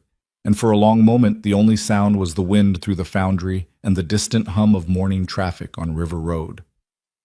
"What do you want?" Felt asked. "Everything. Names, dates, documents, communications, every email, every text, every meeting note between you and Graves, and anyone connected to the Henderson Avenue development. I want the financial records for every property sale your commission approved, and I want you to testify. If I testify, I go to prison. If you don't testify, people I care about lose everything, and prison is the least of what happens to you. Because right now I have a forensic accountant building a paper trail that connects every dollar. And when that trail is complete, it goes to the FBI. You can be the man who cooperated or the man who didn't. Those are your choices." John watched Felt's face and saw the calculations running behind the man's pale eyes. The rapid-fire assessment of damage, exposure, possible exits. He'd seen the same calculations in combat. The moment when a man realizes he's surrounded and starts weighing which direction to run. "There's something you need to know," Felt said quietly. "Then tell me." "Graves has a timeline. The raid on your clubhouse. It was supposed to happen last week. Anonymous tip to the gang task force, coordinated with the officer who reported his weapon stolen. They were going to find the gun, arrest your members, and have the story on every local station by the 6 o'clock news." John's stomach tightened. "What stopped it?" "The gun disappeared. Someone moved it before the tip went in." Graves was furious. He pulled Redding into a meeting at his campaign office, and I was there. I heard him. He said the timeline had been compromised and they needed to accelerate. He ordered Redding to plant the second weapon within 72 hours and execute the raid by end of week. "End of week," John repeated. "That's 2 days from now." "That's 2 days from now." John's phone buzzed in his pocket. He pulled it out. A text from Duke. "Call me. Now." He held up a hand to Felt. "Don't move." He dialed Duke. Duke answered before the first ring finished. "John, we've got a problem. Silver sedan's been parked across from the clubhouse since you left. Roach spotted it 20 minutes ago. He ran the plates through a contact at the DMV. And? Registered to Ridgeline Security Solutions." John felt the world narrow to a point. The foundry, the parking lot, Felt's pale face, everything compressed into a single ice-cold understanding. Carl Redding was at the clubhouse, right now, while John was standing in an empty lot 7 miles away. "Lock it down," John said. "Nobody in, nobody out. Get Ava away from the windows. Call Coyote and tell him to bring everyone he can reach. John, there's more. Roach says the sedan isn't alone anymore. A black SUV pulled up 5 minutes ago. Same one Ava described. They're parked on opposite ends of the block. 2 vehicles. Bracketing the clubhouse. A containment formation. Is Ava safe?" "She's upstairs. Wendy's with her." Keep it that way. I'm coming back. He hung up and looked at Felt, who had heard enough of the conversation to understand what was happening. The former soldier's face had shifted. The guilt and calculation replaced by something raw. Something John recognized from nights in Fallujah when the sound of incoming fire changed the equation from political to physical. Graves moved up the timeline, Felt said. He didn't tell me. Get in your car. Follow me to the clubhouse. You're going to tell my people exactly what you just told me, and then you're going to call the FBI yourself. John, now Dennis? John was on his Harley before Felt reached his sedan. The engine roared to life, and he tore out of the parking lot onto River Road, pushing 70 in a 40 zone, the wind slamming against him with a force that made his eyes water and his teeth ache. Behind him, Felt's sedan struggled to keep up. 7 miles. At this speed, 4 minutes. 4 minutes between where he was and where Ava was, and in those 4 minutes, anything could happen. Carl Redding was parked outside his clubhouse, the man who'd beaten his brother's wife, the man who'd driven his brother's daughter onto the streets, the man who was being paid to plant evidence and execute a frame job that would destroy everything John had built. John's hands tightened on the handlebars until the leather of his gloves creaked. 3 minutes. The buildings on River Road blurred past. Warehouses, mechanic shops, the empty storefront where Marcus used to buy his paperback westerns. John didn't look at it. Couldn't look at it. 2 minutes. He turned it onto 4th Street and ran a red light, the Harley's engine screaming as he downshifted and accelerated through the intersection. A horn blared behind him. He didn't hear it. Didn't hear anything except the blood in his ears and the engine between his legs and the phrase that kept repeating in his head like a metronome. She's inside. She's inside. She's inside. Henderson Avenue appeared ahead. John slowed, not because he wanted to, but because the tactical part of his brain, the part that Fallujah had built and the club had maintained, overrode the panic. If Redding's people were watching the block, a Harley doing 80 would announce his arrival before he could assess the situation. He turned onto Henderson at normal speed and saw it immediately. The silver sedan was gone. The black SUV was gone. The street was empty. Quiet. Morning sunlight touching the brick face of the clubhouse as if nothing had happened. John pulled into the lot and killed the engine. He was off the bike and through the front door in 3 seconds. The scene inside stopped him. Duke stood in the center of the room with blood on his knuckles and a split across his left eyebrow that was bleeding into his eye. Roach was on the floor near the pool table, sitting with his back against the wall, holding his right arm at an angle that suggested it wasn't working correctly. 2 of the younger members, men John knew as Bench and Torquay, were near the bar, both breathing hard, both showing the marks of a fight that had happened fast and dirty. And Coyote was sitting in a chair with his hands zip-tied behind his back. John stared. The information took 2 full seconds to process, and in those 2 seconds the room was silent, except for the sound of heavy breathing and the tick of the coffee machine behind the bar. What happened? John's voice was level, controlled, the voice of a man who has learned that panic kills faster than bullets. Duke wiped the blood from his eye with the back of his hand. 3 men came through the back door 4 minutes after you left.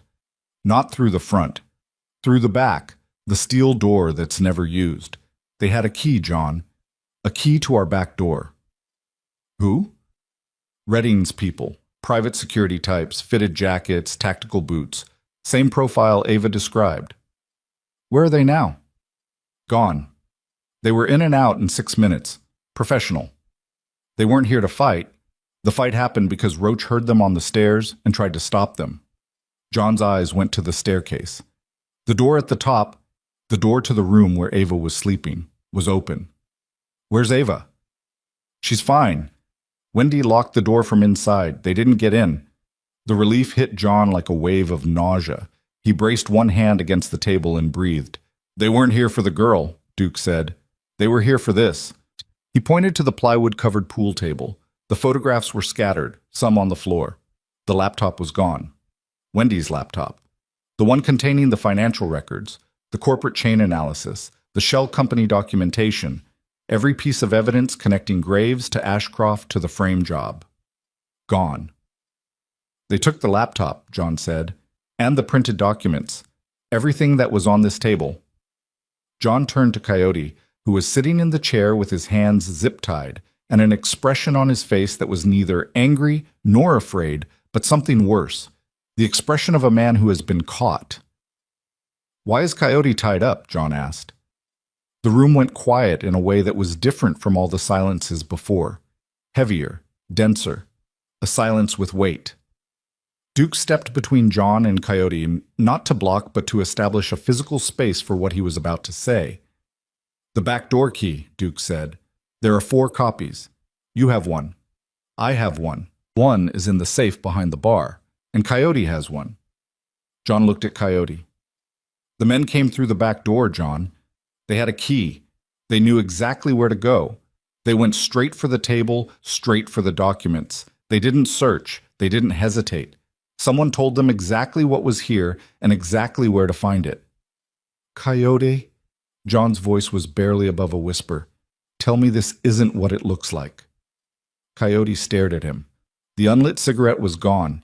His face was stripped of its usual sardonic armor, and what remained underneath was older and more tired than John had ever seen. "My daughter," Coyote said. The words fell into the room like stones into deep water. "My daughter, John. She's 22. She lives in Carver City. She got into trouble 18 months ago. Debt, bad choices, the kind of hole you can't climb out of. Graves people found her. They paid off her debt, $47,000. And then they came to me and said, 'We own your daughter's future. You work for us, or we bury her.'" John's face didn't move. His body didn't move. But something behind his eyes changed, a light going out or a wall going up, or the specific recalibration that happens when a man who trusts 6 people in the world learns that one of them has been compromised. "How long?" John asked. 4 months. 4 months. John repeated the words like he was testing whether they would break something. "You've been feeding them information for 4 months. Not everything, not the important. You gave them the back door key. You told them about the documents. You told them about Wendy's laptop. They had my daughter, John. And now they have our evidence." The room held its collective breath.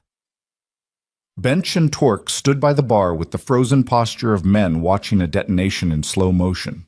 Roach, still on the floor with his damaged arm, looked at Coyote with an expression of bewildered hurt, the expression of a younger man who'd believed in the chain of command and was watching it shatter. Duke stepped forward. "John, we need to decide what happens next, right now. Not tomorrow, not after a vote, not after a meeting. Right now."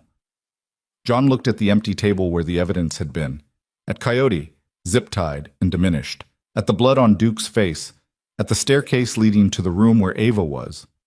"Wendy," he called. The door at the top of the stairs opened.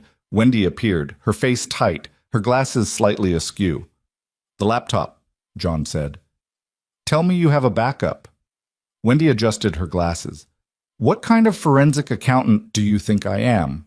She held up a flash drive, small, silver, the size of a thumb. "Everything, every document, every spreadsheet, every corporate filing, encrypted and backed up before I even opened the laptop in your building." Duke exhaled. Roach let out a sound that might have been a laugh or might have been a sob. "There's more," Wendy said. She came down the stairs and Ava followed behind her, moving carefully, holding something in her hand. A phone, Wendy's phone. "When they came through the back door, I started recording audio, 4 minutes and 37 seconds. You can hear them communicating with someone giving instructions. The voice on the other end is on speaker." She looked at John. "The voice giving instructions is Russell Graves." The room absorbed this like a shockwave, not with sound, but with a physical shift in pressure.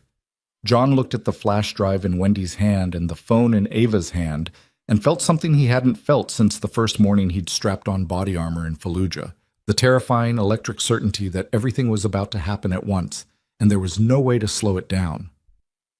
"Ava," he said, "the number I gave you, the FBI agent." "Agent Marsh," she said, "Carver City Field Office." "Call him, right now. Tell him we have audio evidence of a city council candidate directing a break-in at a private property. Tell him we have financial documentation proving fraud, corruption, and conspiracy to plant police weapons. Tell him we have a witness willing to testify." He looked at Felt, who had come through the front door during Wendy's revelation and was standing just inside the threshold with the expression of a man watching a burning building and realizing he built the fire. "Tell him we have 2 witnesses." Ava looked down at the phone in her hand.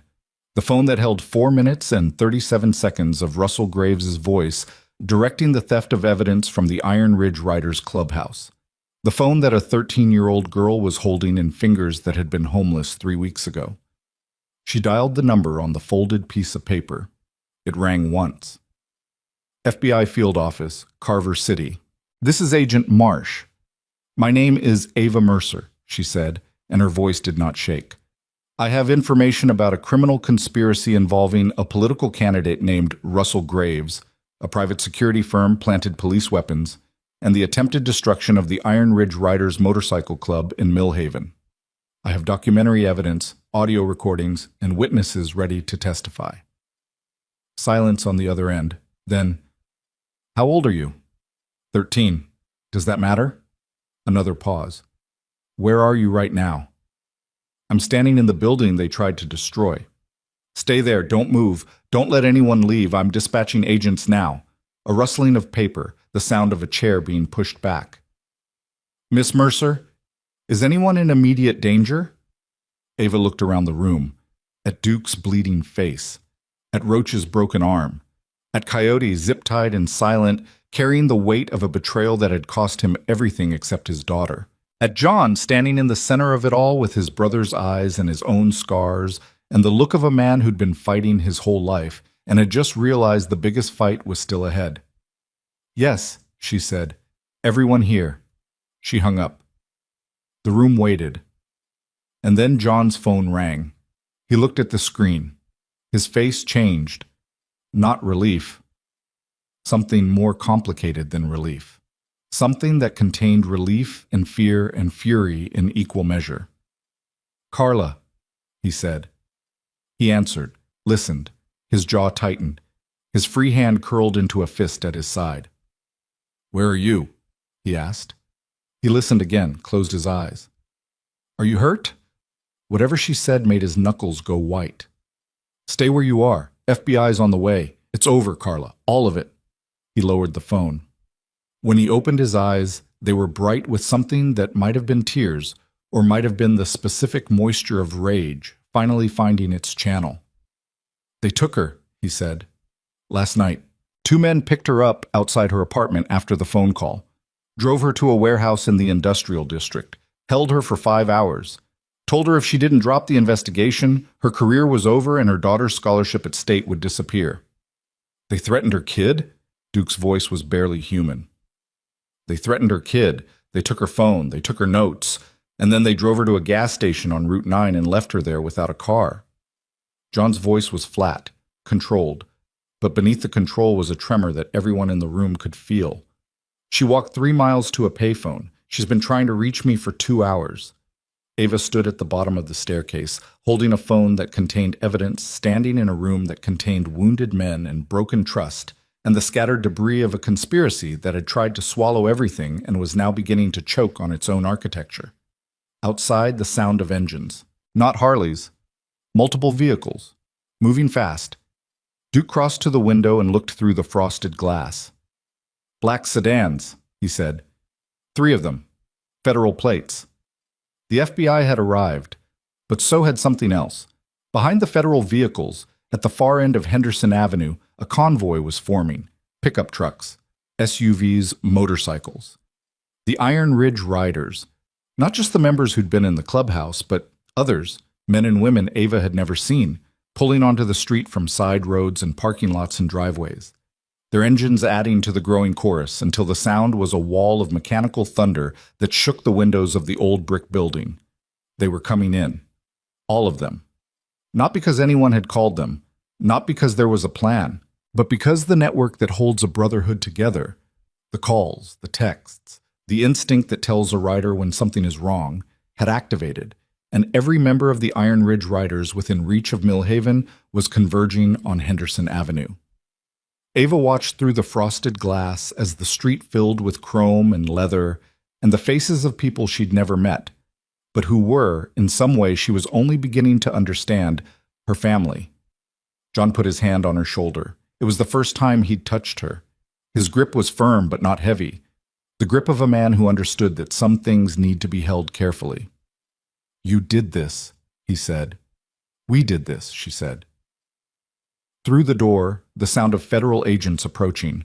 Behind them, the sound of the Brotherhood arriving. And above it all, the October wind carrying the first faint warmth of a sun breaking through clouds that had covered Millhaven for days. John Mercer opened the door of the Iron Ridge Riders clubhouse and stepped outside to meet whatever came next, with his brother's daughter beside him, and the weight of every mistake he'd ever made finally, impossibly, beginning to lift. But across the city, in a campaign office with the blinds drawn and the lights off, Russell Graves sat behind his desk with a phone in his hand and a look on his face that wasn't defeat. It was recalculation. The look of a man who had spent his entire career turning losses into leverage, and who was already, even now, even with federal agents on his doorstep, thinking 3 moves ahead. He dialed one last number. The phone rang twice. "It's me," he said. "Plan B. Move the second gun now, not the clubhouse. The girl's mother. Ridgeline Apartment, Unit 4B. He hung up, set the phone down, and smiled. The words came out of Agent Marsh's mouth like a countdown. "We need to move on the Ridgeline Apartment, now." Ava heard them standing in the doorway of the clubhouse, surrounded by federal agents in dark windbreakers, and the slow gathering mass of Iron Ridge riders filling Henderson Avenue like a tide of chrome and leather. She heard them, and for one terrible second the world went white.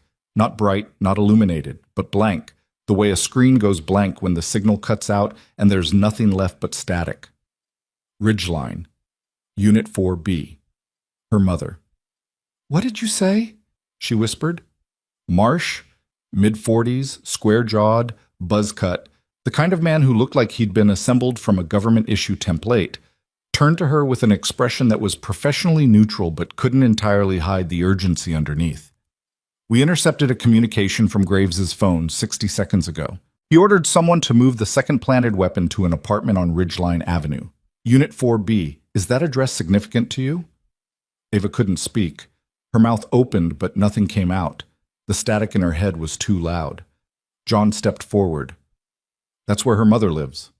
With Carl Redding." Marsh's expression shifted. The professional neutrality cracked, and underneath it was the face of a man recalculating everything he thought he understood about this case. "Redding is the Ashcroft operative," John said. "He's Graves' ground man, and the woman in that apartment is my brother's widow. She's not well. Addiction. She won't understand what's happening. If Redding's people show up and plant that weapon, they'll call in the tip and have SWAT through the door before anyone can stop it," Marsh finished. "And whatever they find becomes evidence in a case that buries your club and gives Graves a clean narrative." "My mom," Ava said. The words came out small, stripped of everything. No bravery, no steadiness, no strength. Just a 13-year-old girl saying the 2 words that mattered most. "My mom is in there." Marsh pulled a radio from his belt. "Unit 2, I need an intercept team at Ridgeline Avenue, Apartment 4B, Priority 1. Possible evidence tampering in progress. Suspect may be on site. Civilian present in the unit, female, mid-30s, considered vulnerable. Non-tactical approach. I repeat, non-tactical." The radio crackled back confirmation. Marsh turned to his agents. "Henderson Avenue is secured. I want 2 units here on the clubhouse for evidence preservation. Everyone else, Ridgeline. Move." Federal sedans peeled away from the curb. Ava watched them go and felt her legs moving before her brain gave the order. She was off the curb, across the sidewalk, heading for the street. John caught her arm. "Ava, let go. You can't go there." "She's my mother." Ava turned and looked at him, and whatever John saw in her face made his grip loosen. Not release, but ease, the way you hold something you know you can't keep. "Then I'm going with you," he said. They rode in Duke's truck, John, Ava, and Duke, pushing through morning traffic on streets that felt too ordinary for what was happening. Ava sat in the back seat and pressed her forehead against the cold window and watched Millhaven slide past in a blur of storefronts and traffic lights, and people walking dogs and carrying groceries and living their morning routines while her world contracted to a single point, a door on the fourth floor of a building she'd escaped from 23 days ago. "If he's there," Duke said from the driver's seat, eyes on the road, voice low. "If Redding is in that apartment when we arrive, the feds will handle it," John said. "And if they don't get there first?" John didn't answer. His jaw was set. His hands were on his knees, fingers spread, pressing down as if holding himself in place. They arrived at Ridgeline Avenue 4 minutes later. The building was a 3-story walk-up with peeling yellow paint and a fire escape that looked like it hadn't been inspected in a decade. 2 federal vehicles were already on the street, agents moving toward the entrance with the controlled urgency of people trained to be fast without looking fast. Ava was out of the truck before it fully stopped. She crossed the sidewalk and reached the building's front entrance just as Marsh came through it, one hand on the shoulder of a woman who was wrapped in a gray bathrobe and blinking in the morning light with the specific confusion of someone who'd been woken from a chemical sleep and couldn't process the transition. Ava stopped. Her mother. Diane Mercer, Diane Redding now, technically, though she'd never legally married Carl, looked like a photograph that had been left in the rain. The features were still there. The dark eyes Ava had inherited, the sharp cheekbones, the mouth that used to smile in a way that made Marcus Mercer forget whatever bad day he'd had at the shipyard. But everything around those features had eroded. The skin was sallow, the hair was thin and unwashed. The hands clutching the bathrobe at her throat were trembling with a shake that wasn't cold and wasn't fear, but was the steady, persistent tremor of a body that had been asked to metabolize too many things for too long. "Mom," Ava said. Diane squinted against the sunlight. Her eyes found Ava, and for 3 seconds there was nothing. No recognition, no reaction, just the flat gaze of a woman who had retreated so far inside herself that the outside world reached her on a delay. Then something broke through. A flicker, a crack in the surface. "Ava?" The name came out like a question and an apology at the same time. Diane took a step forward, and Marsh let go of her shoulder, and Ava stood on the sidewalk and felt every wall she'd built over the last year and a half, every brick of invisibility, every layer of numbness, every carefully constructed defense against the pain of being forgotten by the one person who was supposed to remember, tremble. She didn't run to her mother. She didn't collapse. She walked forward slowly and stopped 2 feet away. "Are you okay?" Ava asked. Diane's face crumpled, not dramatically, not the way faces crumple in movies, with sound and tears and visible emotion, quietly, like a building settling, like something heavy finally coming to rest. "I'm sorry," Diane whispered. "I'm so sorry. I couldn't." "I know," Ava said. Behind them, Marsh emerged from the building a second time, this time escorting a man in handcuffs. Carl Redding. Ava turned and looked at the man who had made her home a war zone, and felt nothing. Not anger, not satisfaction, not the hot rush of vindication she'd expected. Just the quiet recognition that some people are smaller than the damage they cause. And Carl Redding, wrists cuffed behind him, head down, dressed in sweatpants and a t-shirt, stripped of the fitted jacket and the polished boots and the tactical precision that had made him seem dangerous, was just a man. A small, compromised man who'd traded his humanity for money and was now being loaded into the back of a federal vehicle like cargo. An agent approached Marsh and spoke quietly. Marsh nodded and turned to John, who was standing beside Duke's truck with his arms folded and his face carrying the expression of a man watching dominoes fall. "We found the weapon," Marsh said. "In the apartment, under the bathroom sink. Same profile as the first one. Department-issue Glock, clean bag, deliberate placement, along with a prepaid phone containing text messages from a number we've already traced to Graves' campaign office." "And Graves?" John asked. "Agents picked him up at his campaign headquarters 12 minutes ago. He was destroying documents when they arrived." Marsh's voice carried the particular satisfaction of a federal officer who has just watched a suspect make a critical mistake on camera. "That's obstruction on top of everything else." John nodded slowly. The wind on Ridgeline Avenue was softer than on Henderson, blocked by the buildings on either side, and in the relative stillness, Ava could hear the distant sound of Harleys. The riders on Henderson, still gathered, still waiting, still there. What happens to Carla? John asked. Detective Brown will need to make a formal statement. What happened to her? The abduction, the threats against her daughter. That's federal kidnapping charges on top of the conspiracy. She's a victim and a witness. Her career is intact. Marsh paused. She's the reason I took your niece's call seriously, by the way. Brown and I worked a joint task force case 4 years ago. When she vouched for the riders, I listened. John absorbed this without expression, but Ava, watching him, saw something shift in the set of his shoulders, a fraction of the tension releasing, a load being set down. And Coyote? Duke asked. Marsh looked at Duke. The vice president who was passing information. He'll need to cooperate fully. Given the coercion, the leverage they had on his daughter, there's likely a path to reduce charges or immunity in exchange for testimony. But that's the prosecutor's call. Ava turned back to her mother.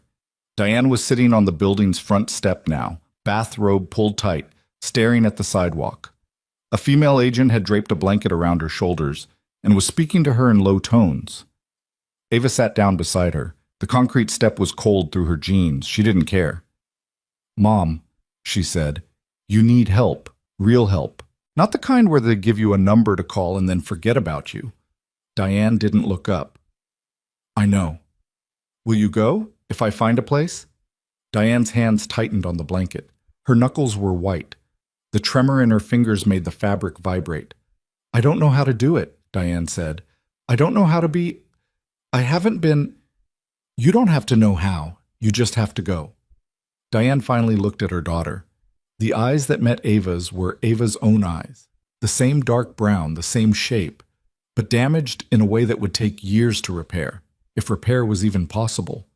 And yet, underneath the damage, underneath the chemical fog and the guilt and the accumulated weight of every day she'd chosen to disappear instead of fight, there was something still alive. A flicker. Small. Uncertain. But present. Okay, Diane whispered. Okay. Ava put her hand on her mother's arm, not a hug, not a reconciliation, just contact. The first physical touch between them in months, and it carried the weight of everything that couldn't be said, and the promise of everything that might, eventually, be rebuilt. John stood at the curb and watched. He didn't approach, didn't insert himself. He understood, the way soldiers understand, that some moments belong to other people, and the best thing a protector can do is stand close enough to be seen and far enough away to not intrude. Duke leaned against the truck beside him and lit a cigarette. So, Duke said, what now? Now we go home, John said, and we start fixing things. The next 72 hours moved with the mechanical inevitability of a system correcting itself. Marsh's team executed search warrants on Graves' campaign office, Ashcroft Partners' operational headquarters, and Dennis Felt's residence. The documents recovered, combined with Wendy Tran's financial analysis, the audio recording from the clubhouse break-in, and the testimony of Felt himself, who cooperated fully in exchange for a plea arrangement, painted a picture so complete that the federal prosecutor called it one of the most well-documented municipal corruption cases in the district's history. Russell Graves was charged with conspiracy to commit fraud, obstruction of justice, and directing the commission of multiple felonies, including the theft and planting of police weapons. His attorney released a statement calling the charges politically motivated. Nobody believed it. The local news ran the story for 3 consecutive days, and for the first time in the coverage, the Iron Ridge Riders were not the villains. They were the target. The community that had been told for months that the bikers on Henderson Avenue were dangerous was now learning that the man who told them that was the most dangerous person in the room. Carl Redding was charged separately. Conspiracy, evidence tampering, domestic violence charges that Diane Mercer Redding finally agreed to pursue, and a federal kidnapping charge connected to the abduction of Detective Carla Brown. He did not make bail. Dennis Felt resigned from the City Property Commission and entered the Federal Witness Protection Program pending trial. His testimony would eventually seal the case against Graves' entire operation, including 3 members of the gang task force who had facilitated the stolen weapon scheme. Coyote, real name Arthur Wren, was released from the zip ties that evening. He sat at the table in the clubhouse with the full membership present and told them everything. His daughter, the debt, the leverage, the 4 months of information he'd passed to Graves' operation, carefully edited to protect the most critical details, but devastating enough to give the enemy access to backdoors and schedules and internal dynamics they should never have had. The room listened. No one spoke until he was finished. Then John asked for a vote. Not on punishment, not on exile, on whether Coyote would be given the chance to earn back what he'd lost. The vote was 11-4. Coyote stayed. But his VP patch was removed, and the position was left vacant. Not filled, not replaced, just empty. A visible absence that served as both accountability and possibility. The space would be there when and if it was earned back. Coyote accepted it without argument. He stood up from the table, walked to the bar, poured himself a cup of coffee, and sat in the corner where Wendy Tran had first set up her laptop. He didn't speak for the rest of the evening. But he didn't leave. And in the grammar of the Iron Ridge writers, staying was its own kind of statement. Carla Brown returned to the clubhouse 2 days after the arrests. She walked through the front door with a split lip and bruised wrists she hadn't bothered to conceal, and sat at the bar and drank black coffee and let Duke tell her about the break-in and the fight and the zip ties and Wendy's recording. She got him on tape, Carla said, and something that was almost a smile crossed her damaged face. A forensic accountant with a phone. That's what took down a multi-million-dollar conspiracy. She shook her head. Every time I think I've seen it all. You didn't see this part, Duke said. The kid, Ava. She called the FBI herself, stood in this room and dialed the number and didn't shake. Carla looked at Ava, who was sitting on the stairs reading a paperback she'd borrowed from the library. A Western, one of the same authors her father used to read, chosen not by accident. She shook, Carla said quietly. She just didn't let anyone see it. 3 weeks passed. October gave way to November, and November brought the first frost and the slow dimming of daylight hours and the particular quality of cold that settles into a city and stays until spring. Diane Mercer entered a residential treatment program in Carver City. John paid for it. Not from club funds, just from his own account, money he'd saved from 2 decades of motorcycle repair and the small pension he drew from his military service. He didn't tell Ava about the payment. She found out from Duke, who told her not because John asked him to, but because Duke believed that debts of gratitude should be visible. Ava visited her mother once a week. The visits were short, 30 minutes, sometimes 40, and they were hard in a way that couldn't be described with the usual vocabulary of difficulty. Not painful exactly, not awkward, just heavy. The weight of 2 people sitting across from each other in a clean, well-lit room, trying to rebuild a bridge that had been washed out years ago, 1 plank at a time. The first visit, Diane couldn't stop apologizing. The second visit, Ava asked her to stop. The third visit, they sat in silence for 20 minutes, and the silence was more honest than any conversation they'd had in years. The fourth visit, Diane asked about the bikers, about John, about the clubhouse, and Ava told her. Not everything, not the darkness, not the danger, but the shape of it. The shape of a family that existed not because of blood, but because of choice. The shape of men who wore leather and rode loud machines and carried scars from wars both foreign and domestic, and who had, without hesitation, made room for a girl who had none. Your father would have liked them, Diane said. It was the first true thing she'd said about Marcus in years. The room above the clubhouse became Ava's. Not officially. There were conversations with CPS and a temporary guardianship arrangement that Carla helped facilitate, and paperwork that John signed with the careful attention of a man who understood that this particular signature mattered more than any contract he'd ever put his name on. But practically, functionally, in the way that mattered, the room was hers. She painted the walls herself. A pale blue, the color of early morning sky, before the sun commits to full brightness. Duke helped her install shelves. Roach, his arm in a sling for 6 weeks after the break-in, which he treated as a badge of honor and a conversation starter, brought her a desk lamp from a thrift store and a rug that was slightly too big for the floor and had to be folded under at the edges. She enrolled in Mill Haven Middle School. The transition was brutal. 8 weeks of missed classes. Gaps in her knowledge that made her feel exposed in ways that being homeless never had. because at least on the street nobody expected you to know the quadratic formula. But she went. Every morning she walked down the stairs of the clubhouse, past the bar and the pool table and the table with the dark crack in its surface, and out the front door onto Henderson Avenue and caught the bus at the corner. On mornings when John was at the clubhouse, he'd be sitting at the bar with a coffee mug, and he'd nod at her as she passed. Not a big gesture, not a speech, just a nod. The acknowledgement of one person seeing another person and confirming that they are real and present and not invisible. It was enough. The Iron Ridge Riders hosted a neighborhood gathering on the first Saturday of December. It wasn't planned as a celebration. John was clear about that. "We don't celebrate dodging bullets," he told the membership. "We fix the things that let someone aim at us in the first place." But it became a celebration anyway. The way things become what they need to be when enough people are in the same place at the same time, and the relief of survival starts to ferment into something warmer. They set up tables outside the clubhouse on Henderson Avenue, blocking the street with the city's permission. A detail that Ava found quietly remarkable, given that 3 months ago the city had been trying to destroy them. Families from the neighborhood came. The woman from the soup kitchen on Birch Street brought aluminum trays of food. The librarian who used to give Ava looks came and apologized, not with words, but by handing Ava a library card with her name printed on it, Ava M. Mercer. The bikers moved through the crowd with a particular ease, not performing, not displaying, just present. Men who spent most of their lives on the margins of a society that misunderstood them, walking through that society's center and being welcomed.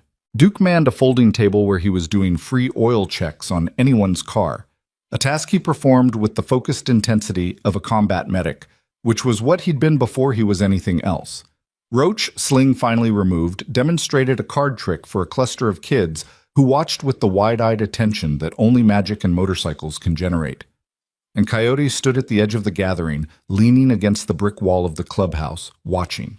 Not participating, not hiding, just occupying the specific space of a man who was present and distant at the same time, earning his way back inch by inch through the quiet labor of showing up. His daughter had come to see him the week before. Ava had seen them from the upstairs window. Coyote standing in the parking lot, a young woman getting out of a car, the two of them standing apart and then slowly, carefully closing the distance. No embrace. Not yet. But proximity. The willingness to share the same ground. Ava understood that willingness. It was the same thing she brought to the treatment center every Wednesday when she sat across from her mother and let the silence do the work that words couldn't. Late in the afternoon, when the December sun was already dropping toward the rooftops and the temperature was starting to fall, John found Ava sitting on the front step of the clubhouse with a cup of hot chocolate that Roach had made. Too much cocoa powder, not enough milk, absolutely perfect. John sat down beside her. He had his own mug of coffee, black, the same way he'd been drinking it every morning since she'd known him. The steam from both mugs rose into the cold air and tangled together before disappearing. They sat without speaking for a while, watching the street, watching the people, watching the slow, improbable scene of a community gathering around the building that someone had tried to take from them. "You talked to Carla?" John asked. "Yesterday. She said the federal case is moving to grand jury next month." "Graves?" "His lawyers are trying to negotiate. Marsh says it won't work. Too much evidence."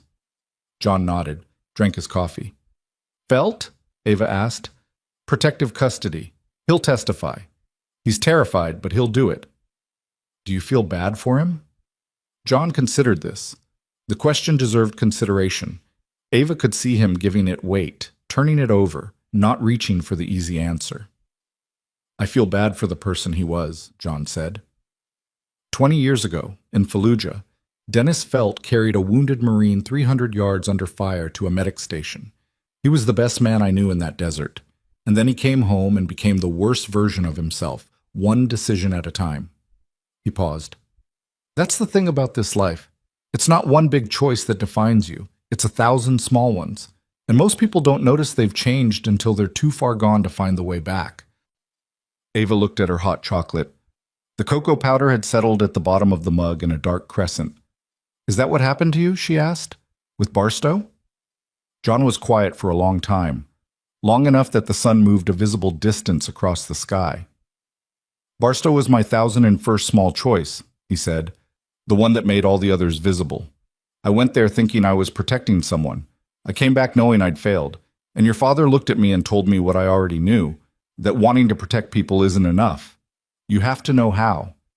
You have to do it right, or you become the thing they need protecting from. You're not that, Ava said. Not today, but I was.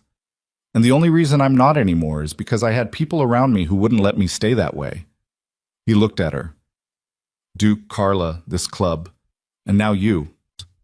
Ava felt the warmth of the hot chocolate in her hands and the cold of the December air on her face and the weight of something she couldn't name settling into her chest.